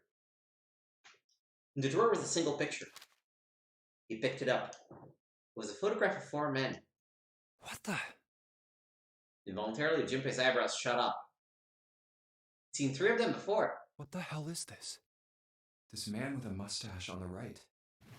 He's the same guy we found murdered in the captain's quarters. He had the Zero bracelet on his left arm. And this second man, with the glasses and a doctor's coat. He's the 9th man. The one with bracelet number 9. He died after he went into door 5. But this guy, the one in the striped suit... Oh man, that's Ace. Yeah, I guess it is. No doubt about it. Sam and Clever had come to peer over Junpei's shoulders. But what does it mean? What is Ace doing in this picture? Not only Ace, the 9th man and Cap too. As Junpei looked closer, he noticed the expression on each man's face. Their smile suggested they were close, at least to some degree. And they look happy, like they knew each other well. Why? How? How in the world are these four men connected?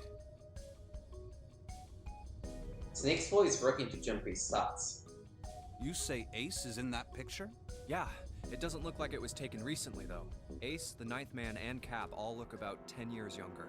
Ah, so the Ninth Man and the man you found murdered in the captain's quarters are also in the picture?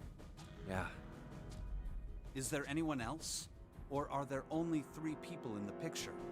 I'm afraid I can't see it. No, there's one more guy. He's got kinda long hair, he looks smart, but a little cold. He's the only one I don't recognize. Snake knit his eyebrows. What's the date of the photograph? It doesn't have one. Did you look on the back? Back? Yes, the reverse. The other side. You know, the back that things have. Junpei flipped the picture over. Huh. There it was. To be precise, it wasn't a date, but it was certainly significant. He read it out loud so that Snake would not be left in the dark. Praying for the success of the Nonary project, with Nijisaki, Kubota, and Musashido. The Nonary project. Nijisaki. Kubota. Musashido. Junpei immediately flipped the picture back over. Then the four men in this picture were the organizers of the Nonary game 9 years ago. Since Hongo wasn't mentioned, Junpei figured it could only mean he'd written the words on the back itself. That means Ace, the Ninth Man, and Cap were all responsible for making it happen. Which is a little weird when you think about it, because Ace is face blind, and so what does this picture do for him? I guess that's why he had to write on the back so he could understand what he was looking at, but... I feel like I should be more shocked about this. It's almost as if that's just how things were always supposed to be. But their true identities and Nakama's surprise was what Junpei found most surprising. Why? Why am I not surprised? Ace was the one in charge of the Nonary project. And why? Why am I so calm? It's like I already knew. Ah, of course. I understand now. Junpei looked over at Snake. To his own confusion, he missed the dark look on the other man's face. Ace was the CEO of Cradle Pharmaceuticals. He was the one who invented the game 9 years ago. Ace is... Hongo?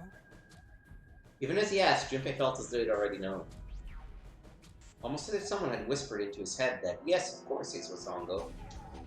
I had my suspicions from the beginning. Their voices were similar. Too similar to be a coincidence. I could never forget his voice. It was the voice of the devil. I couldn't be sure, though. After all, I had no way to check. I certainly couldn't ask him. Even if I had known, however, I would never have told you. Zero made it quite clear what would have happened if I did. Oh my gosh, I had no idea. Huh? I didn't know that Ace was Hongo. Oh, yes. I suppose you wouldn't have. 9 years ago, you were in Building Q in Nevada, but Hongo was in the Gigantic with us. I know. That's why I didn't know what Hongo looked like. But why? Why didn't you tell me? I mean, I'm your sister, right? You could have told me. I'm sorry. I apologize for keeping this from you. But if I'd told you, Clover, I would have told everyone else. And if you did, then I would have been forced to tell them about what happened 9 years ago. I had to prevent that. Clover and Snake's conversation wasn't of particular interest to Junpei. It still couldn't make sense out of his strange feelings of knowledge. He was trying to organize his thoughts when he heard Seven's voice. Hey, Junpei. You think I could borrow that picture for a sec? Sure. He had no reason to say no, so Junpei handed the picture over. Oh boy, this stream is going to go into the night. Seven stared at the picture and began to mutter the 4 names of the project's leaders over and over to himself. Hongo, Kubota, Nijisaki, Musashido. His brow was furrowed and his face was flushed. Hongo, Kubota, Nijisaki, Musashido. He chanted their names to himself. pacing back and forth across the floor. Hongo Kubota Nijisaki Musashiro. Seven shouldn't have known their names. After all, he hadn't been there when Junpei and Snake had spoken of them in the library.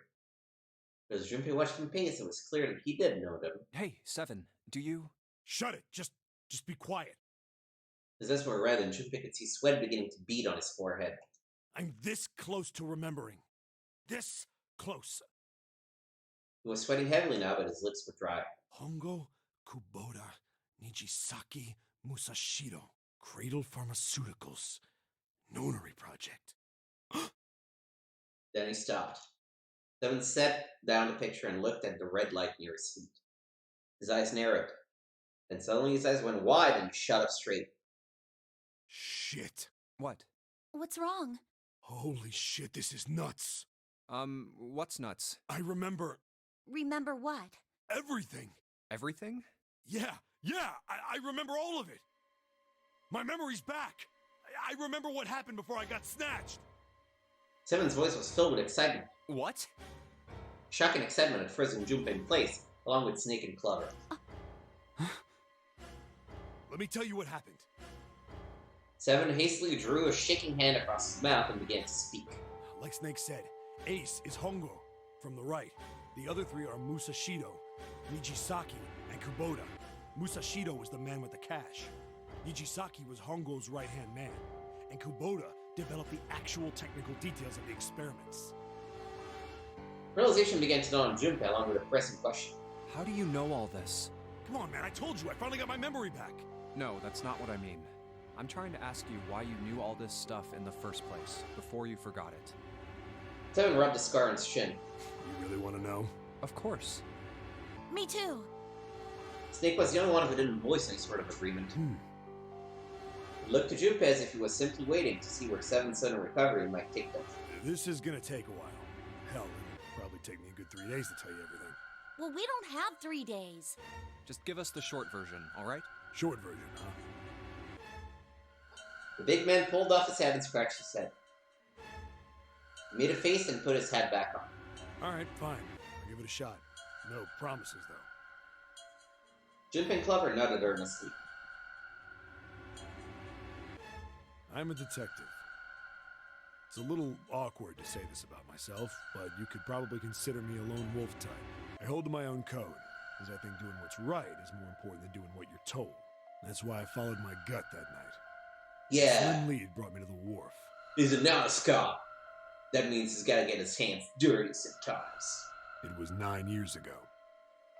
The wharf had been cold as fuck, and I could barely see squat. I was investigating a mess of kidnappings, all of them children. It all had one thing in common. A history of visits to one particular hospital. A hospital under the management of Cradle Pharmaceuticals.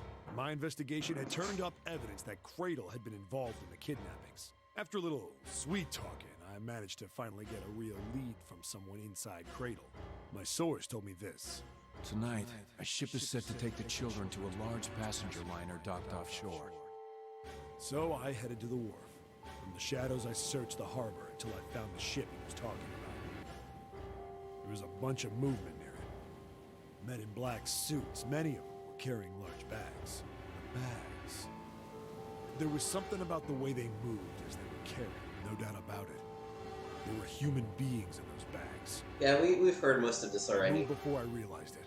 I came out of hiding, my gun already in my hand. Don't move. I felt metal touch the back of my head. Drop the gun. I could kill you right now. It'd be easy to get away with it, too. Just tie an anchor to your feet, and no one would find you for a week. That what you want?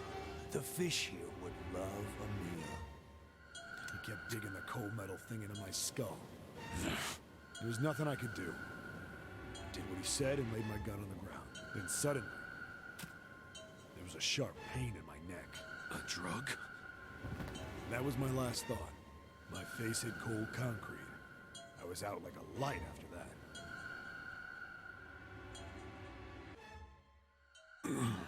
I woke up on a hard floor. Damn it! Shit, my head hurts. I did a quick once-over of the room.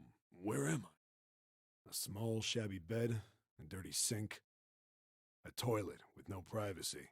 I'd seen it countless times as a cop. I'm in a cell, huh? Facing the toilet was a door set into the wall. I was still pretty woozy, but I made my way over to it. I pushed and pulled on it, but...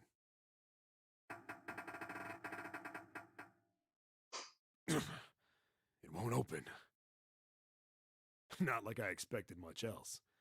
Would be dumb enough to put me in a cell and leave it unlocked. Threw myself against the door a few times, but it wouldn't budge.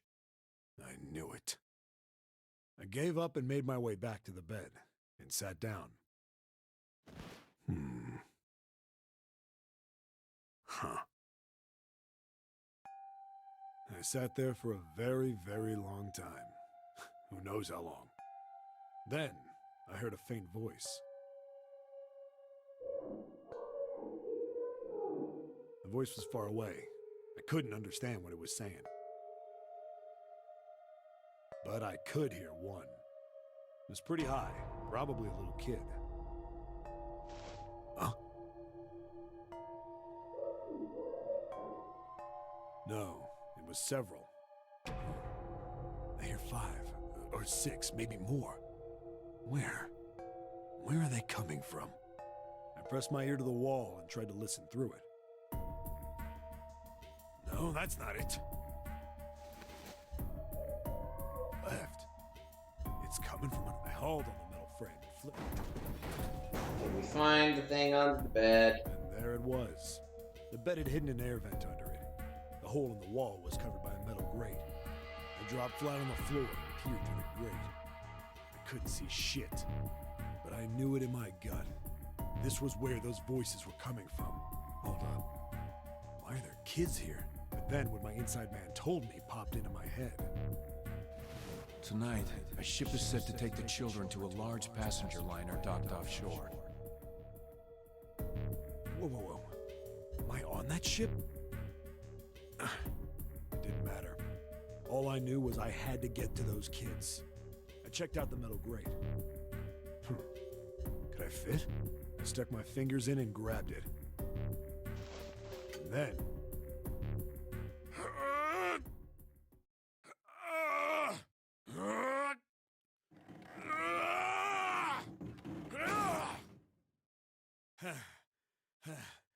Yeah! How do you like that, you son of a bitch? I finally got the damn thing off. Sweat was dripping down my face, so I wiped it off and crawled inside. The first bit or so was tight. I had a wriggle on my belly, wind up eventually, and there was space for me to crawl along on my hands and knees. I went from crawling like a worm in dirt to skittering like a bug.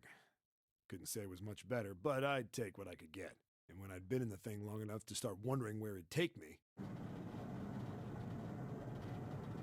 a massive sound nearly scared the piss out of me. It was like a heavy metal door had just been slammed shut. Then there was a voice.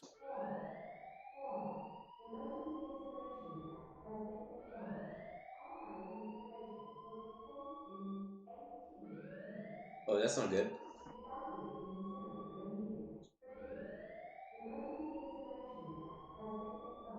What? I wasn't sure what it meant, but anything with incinerator is bad news. Then, almost as if that was a cue, I heard a mess of young-sounding voices. A bunch of them were straight up screaming in terror, and all the sounds together made a howl that made the hair on my neck stand straight up. Damn it! What the hell is going on here? I scrambled through the duct as fast as I could. I made a giant racket, but I didn't care at that point. I soon found a metal door on the left side of the duct. The kids were screaming on the other side. I found it. I yanked the handle and threw the door open. I almost ripped the metal off its hinges. What the hell is this place? I couldn't believe what I saw. The room had a dome up top, and there had to be about 9 walls, all the same size. Up in the ceiling was an upside-down funnel, almost like a chimney. I looked down. There they were. The kids I'd been searching for. They all gawked up at me, suddenly silent. For the moment, from surprise and fear. Scared of the room or me, I couldn't tell. Probably both, actually. Not like I can blame them running into a mug like this when they're already scared shitless. I snorted at my own dig at myself and turned to the kids. Don't worry, kids, I'm not your enemy. I'm one of the good guys. All of them stood there, frozen. Well, except one.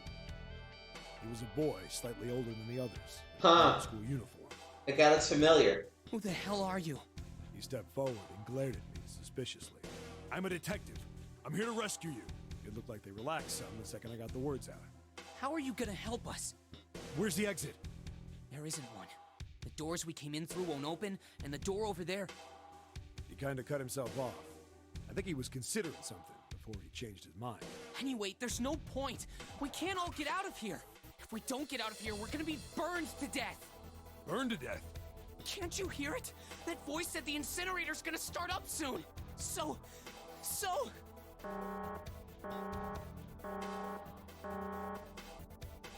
The voice spoke again. Incineration will begin in 15 minutes. They only had 15 minutes. I looked back down at the kids. Looks like a good 20 or 30 feet to the floor. No way I could pull them up. Too big of a distance for any of us to reach. What the hell was I gonna do? But then I got an idea. Wait right there. I'm gonna be right back. What? Where is he going? Are you just gonna leave us here? Just get over there. I'm not the best at that kind of thing, but I tried to reassure them with a smile. Don't worry, all right? I'll be back, I promise. So just stay calm and wait right there. Got it? I didn't wait to hear them respond. There wasn't time. Trying to solve the puzzle. I had to hurry. Well, as fast as a guy could on his hands and knees. Didn't take me long to get back to my cell. Still no way out of it, but I had a plan.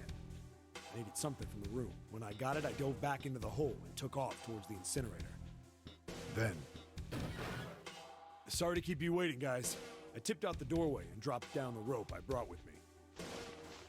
Back in the cell, I'd torn the bed sheets into strips and tied them together to make a rope. It was sloppy, but it got the job done. All right, just tie that around yourself, okay? I'll pull you up one at a time. Right. Huh. Wait a sec. Something was off. There were more of you before. Where'd the rest of you go? The boy in the uniform answered. I let them go on ahead. We opened the number 9 door and they left. What? You're telling me you opened that door? That's what I said. Then what the hell are you doing here? We couldn't go with them. Why not? Look, the only people who can go through the numbered door... He was in the middle of explaining when...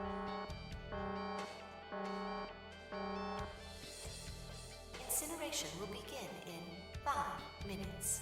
The wall shook a bit and the voice bouncing around.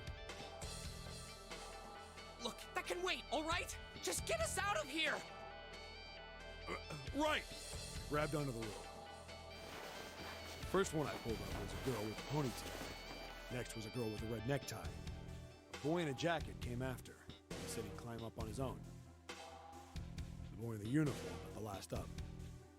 Like the other kid, he climbed up the rope himself. He looked pretty scrawny, but I guess he was stronger than he looked. He moved fast, but when he was almost to me, we heard some knocking.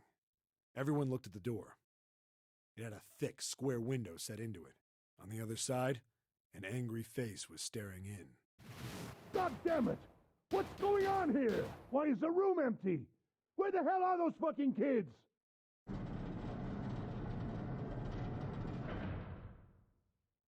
The door opened, and a man stepped in looking half mad with fury. I recognized his face. I saw him many times in photos during my investigation. The man's name was Gintaro Hongo, the CEO of Cradle Pharmaceuticals. Hongo saw the boy hanging from the rope.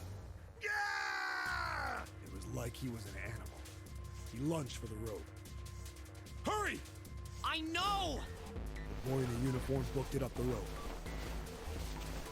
You son of a bitch! Get back here, you little shit! 15 feet. 10. The second I could reach the kid, I grabbed him. I hauled him up and tossed him into the duct behind me. No! Hongo had lost it. His face didn't even look human. It was like the bastard pulled off his fake face. He was really a terrifying devil or some kind of damn monster. I quickly reeled in the rope, leaving a furious Hongo yelling at me from the floor. You fucking bastard! You won't get away with this! How dare you compromise this experiment! Experiment? What experiment?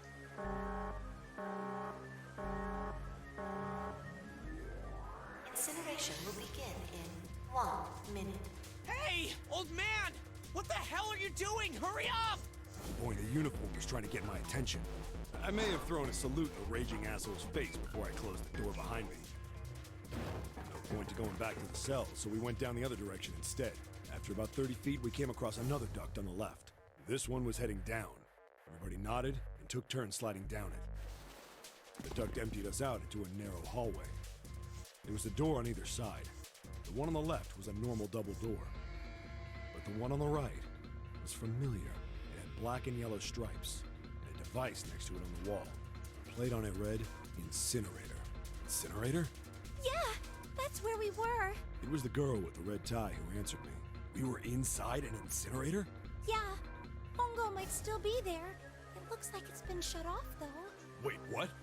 If he's still in there... Yeah, that's not good.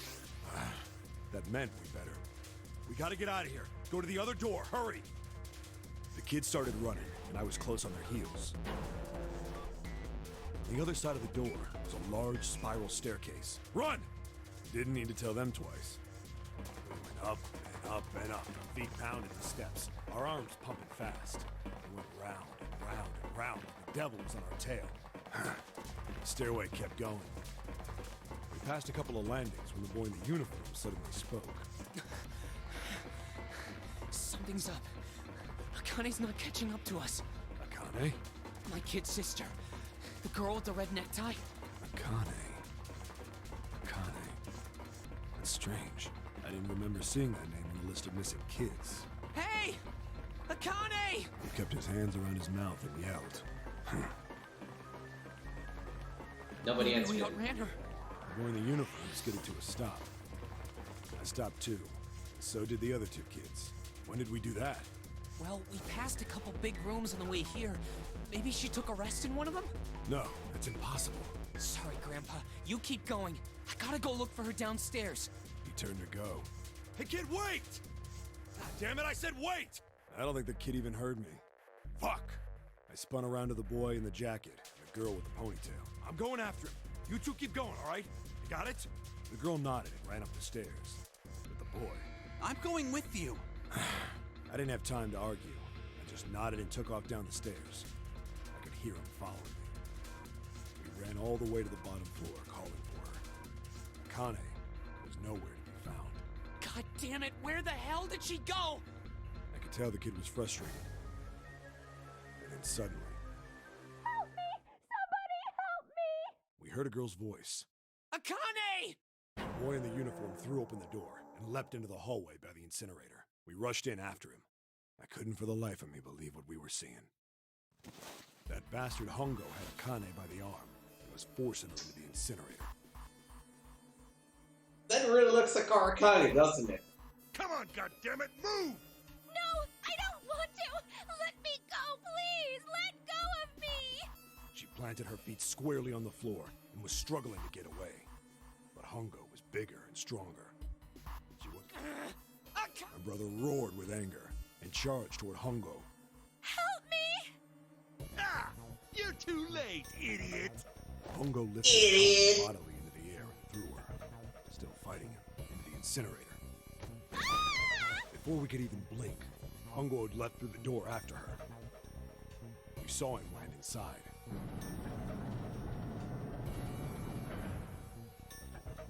Then, the door slammed shut.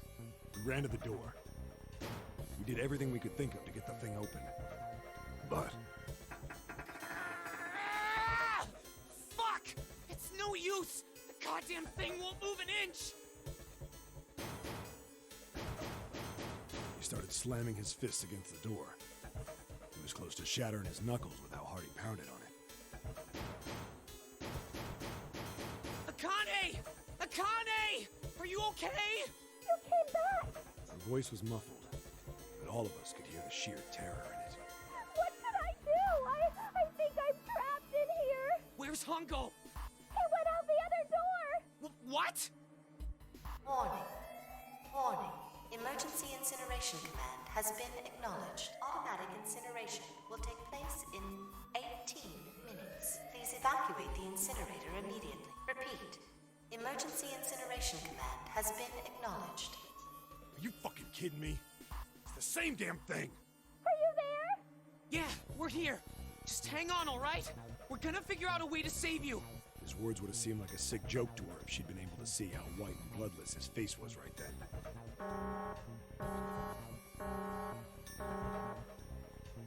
Incineration will begin in 17 minutes.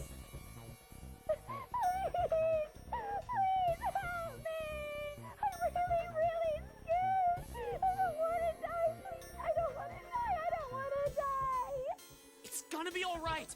I'll figure something out. I promise. I promise, okay? You hear me? I promise. It was torture listening to her sobbing on the other side of the door. Her brother was nearly crying himself. He could only stand there, fists clenched so tight his knuckles were white.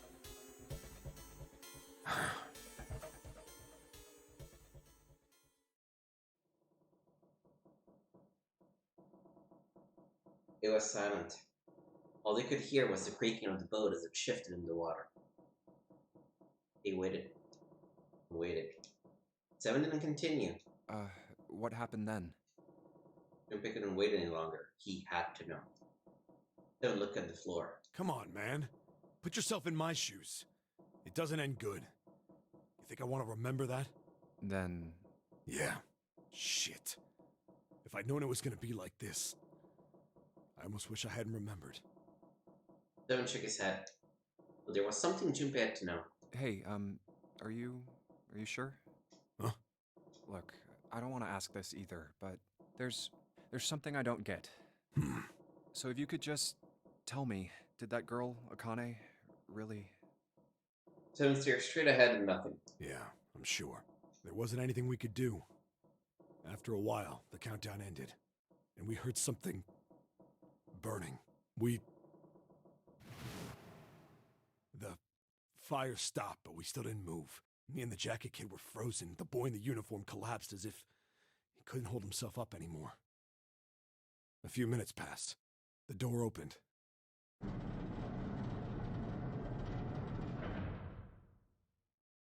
The boy in the uniform tripped over his own feet running in. We followed, too numb to speak. The air in the incinerator was hot. Every breath made my lungs feel like they were on fire. It was like standing on hot asphalt. The air was wavering, and in the middle of the room, there it lay. The kid's legs were shaking so bad, I don't know how he managed to walk. I couldn't see his face, but his body somehow looked empty. Finally, he reached it. He fell to his knees as his legs gave out on him. And then...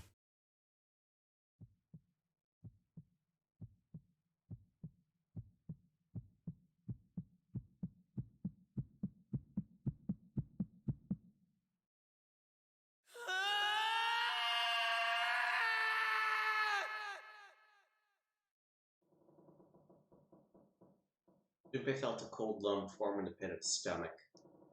A feeling of sickening anticipation washed over him. He could feel his body shivering. He desperately did not want to know the answer. He feared he knew already, but he had to ask. He had to know for sure. Can I ask you one more thing? What's that? The girl, Akane. What was her last name? What does it matter to you? Just tell me, okay? Please? Seven looked at Junpei curiously and ran his tongue quickly over his dry lips. Kurashiki. Da da da! Her name was Akane Kurashiki. Something inside of Junpei stopped. He had no more words left. He had no more Junpei left. It was just a shell of flesh and bone. Seven turned to Snake. You were there that day, weren't you? The tall kid in the jacket. That was you, wasn't it? Yes, it was. You are correct, Detective. Junpei's mind was blank, withdrawn from the world. Somewhere far away, he could hear Seven and Snake talking. Don't misunderstand me. I told you before how Zero threatened me. There was nothing I could do. I couldn't say anything about what happened 9 years ago. So you're saying you're not working for Zero, right? Of course not. Clover, what about you? Hey, come on! on! You really think I'm working with Zero? I told you before, you idiot! I was in Nevada, in Building Q. I did hear that a detective rescued the kids on the boat, but I didn't know it was you. Her surprise seemed to be genuine. Seven regarded Clover for a moment and rubbed his chin thoughtfully. Well, I guess I believe you. Clover nodded. Alright, let me ask you another question. He stuck his hand into his pockets and took a few steps. Then he stopped and turned to face them again. Santa's real name is Aoi Kurashiki. He's Akane's brother. You know that? No, I didn't. Did you? Well, yes. I know Aoi Kurashiki was her brother, but I didn't know he was Santa. At least not from the beginning. 9 years ago, he was in the middle of puberty. His voice is entirely different now. I'm ashamed to say that even my exceptional hearing wasn't able to make that connection. As such, I had no reason to think Santa was Aoi. When did you figure it out? Clover told me that Santa might have been one of the subjects of the initial experiment. It was only a short while ago, while we were leaving the library. When she told me that, I had a feeling. Santa is Aoi? Akane Kurashiki, June's brother? The spark caught flame in Junpei's leaden mind, and the fog began to clear. Like an engine beginning to turn, images and thoughts began to coalesce in his mind, coming faster and faster, forming bigger images, bigger thoughts. Junpei blinked. He was back. There's still a lot we don't know. I mean, like a lot. But there is one thing I think we can say we know. What's that? The body we found in the shower room. It had to be Nijisaki, dressed up to look like Snake. What? Come on, man, what kind of detective are you? You didn't figure that out already? Hey, go easy on me, man. I just got my memory back, alright? Cut me some slack. Well, if he is, the 3 murders make sense then, don't they? Yeah, that's right. Murder. Kubota blew himself up, but that was murder too. So why did these murders take place? If Junpei is correct, and the body in the shower room was Nijisaki's, that means all of the people who were murdered were involved with the creation of the Nonary Project. Kubota, the person who conducted the actual experiments. Nijisaki, Hongo's assistant. Musashido, the man who financed the project. You mean this was all just revenge? Santa is Zero. He's getting revenge for the death of his sister. That's why he killed How about him. that? Sister might not be dead. No, I don't think Santa actually murdered anyone. In fact, Junpei didn't think he knew. He couldn't explain why or how, but he had no doubt that Santa had killed no one. Perhaps the madness of the last several hours was finally driving him insane, but Junpei had ceased to be surprised at his sudden knowledge, and even began to accept it. If I'm right, then it's not hard to figure out who the next victim's gonna be, is it? I'm pretty sure I don't have to tell you. Yes. Yep. Right. Snake, Clover, and Seven all nodded. The next target will be Gentaro Hongo. The person who planned the Nonary Project. In other words, Ace. There was a moment of silence. Uh-oh. What? And then the room shook. From far away, they heard the sudden rush of water. What the hell's going on here? It must be 6 a.m. Our time is up. Shit! Come on, we need to get out of here. How? In the drone, it held the picture as a keycard. Junpei grabbed it. I'm betting this sucker opens the exit. Come on, let's go. The Zero keycard. Other way. Right, swap.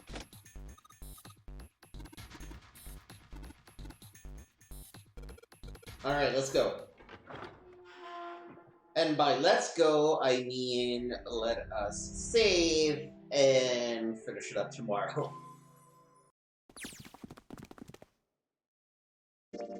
I did truly mean to finish the game today, but I've been streaming for close to 5 hours at this point, and you can see that there's still a good amount of things left. So you know, we'll call it here for now. We reached the coffin ending, and we unlocked it, and we moved on. we should probably only have a couple hours left. I was a fool to think that 3 hours would be enough to go through one escape room and go all the way down here. I had underestimated how many escape rooms there would be, and just how much of a backstory we still had to cover. But I'm pretty sure that we probably have about an hour left on this path. But then I do want to make sure to go and get these two other side paths that we have not unlocked yet. We get them by failing to activate the locks, is my belief. So we'll do that tomorrow, probably. Tomorrow afternoon, I'll play a little bit more. It's either tomorrow afternoon or I'll play some on Saturday in the early to mid afternoon, and we should be able to wrap this up. I also would like to play a little bit more Monkey Island this weekend, as well as catch up on some Paper Mario The Thousand Year Door, because I will not be streaming Wednesday or Thursday of this coming week, because God of War is coming up, and I really want to play God of War, so... in any case, thank you for watching. This was a very long stream on twitch.tv/gameswithnick. My regular stream schedule is Sunday, Monday, Wednesday, and Thursday. Sunday in the morning, every other day in the afternoon, usually 5 to 6 is the start, Eastern. So feel free to check those out if you want. Follow, hit the bell so you know when I go live. I like to do bonus streams, as we'll do in the next couple of days, so if you hit the bell, you can know for sure when I'll be going live and catch the very beginning of the stream. Otherwise, all the VODs are posted eventually on youtube.com/gameswithnick. I make it so that every game has only one video per week, so if I play the same game multiple days in a row, as we just did today for 999, then the parts are gonna come out 1 week apart from each other, so you have time to catch up and watch things. So if you would like to catch up on any of the back streams, like, subscribe, leave a comment. I appreciate you taking the time to watch my content, to interact with me. Thank you so much for that. And yeah, until next time, when we will hopefully finish this. Take care.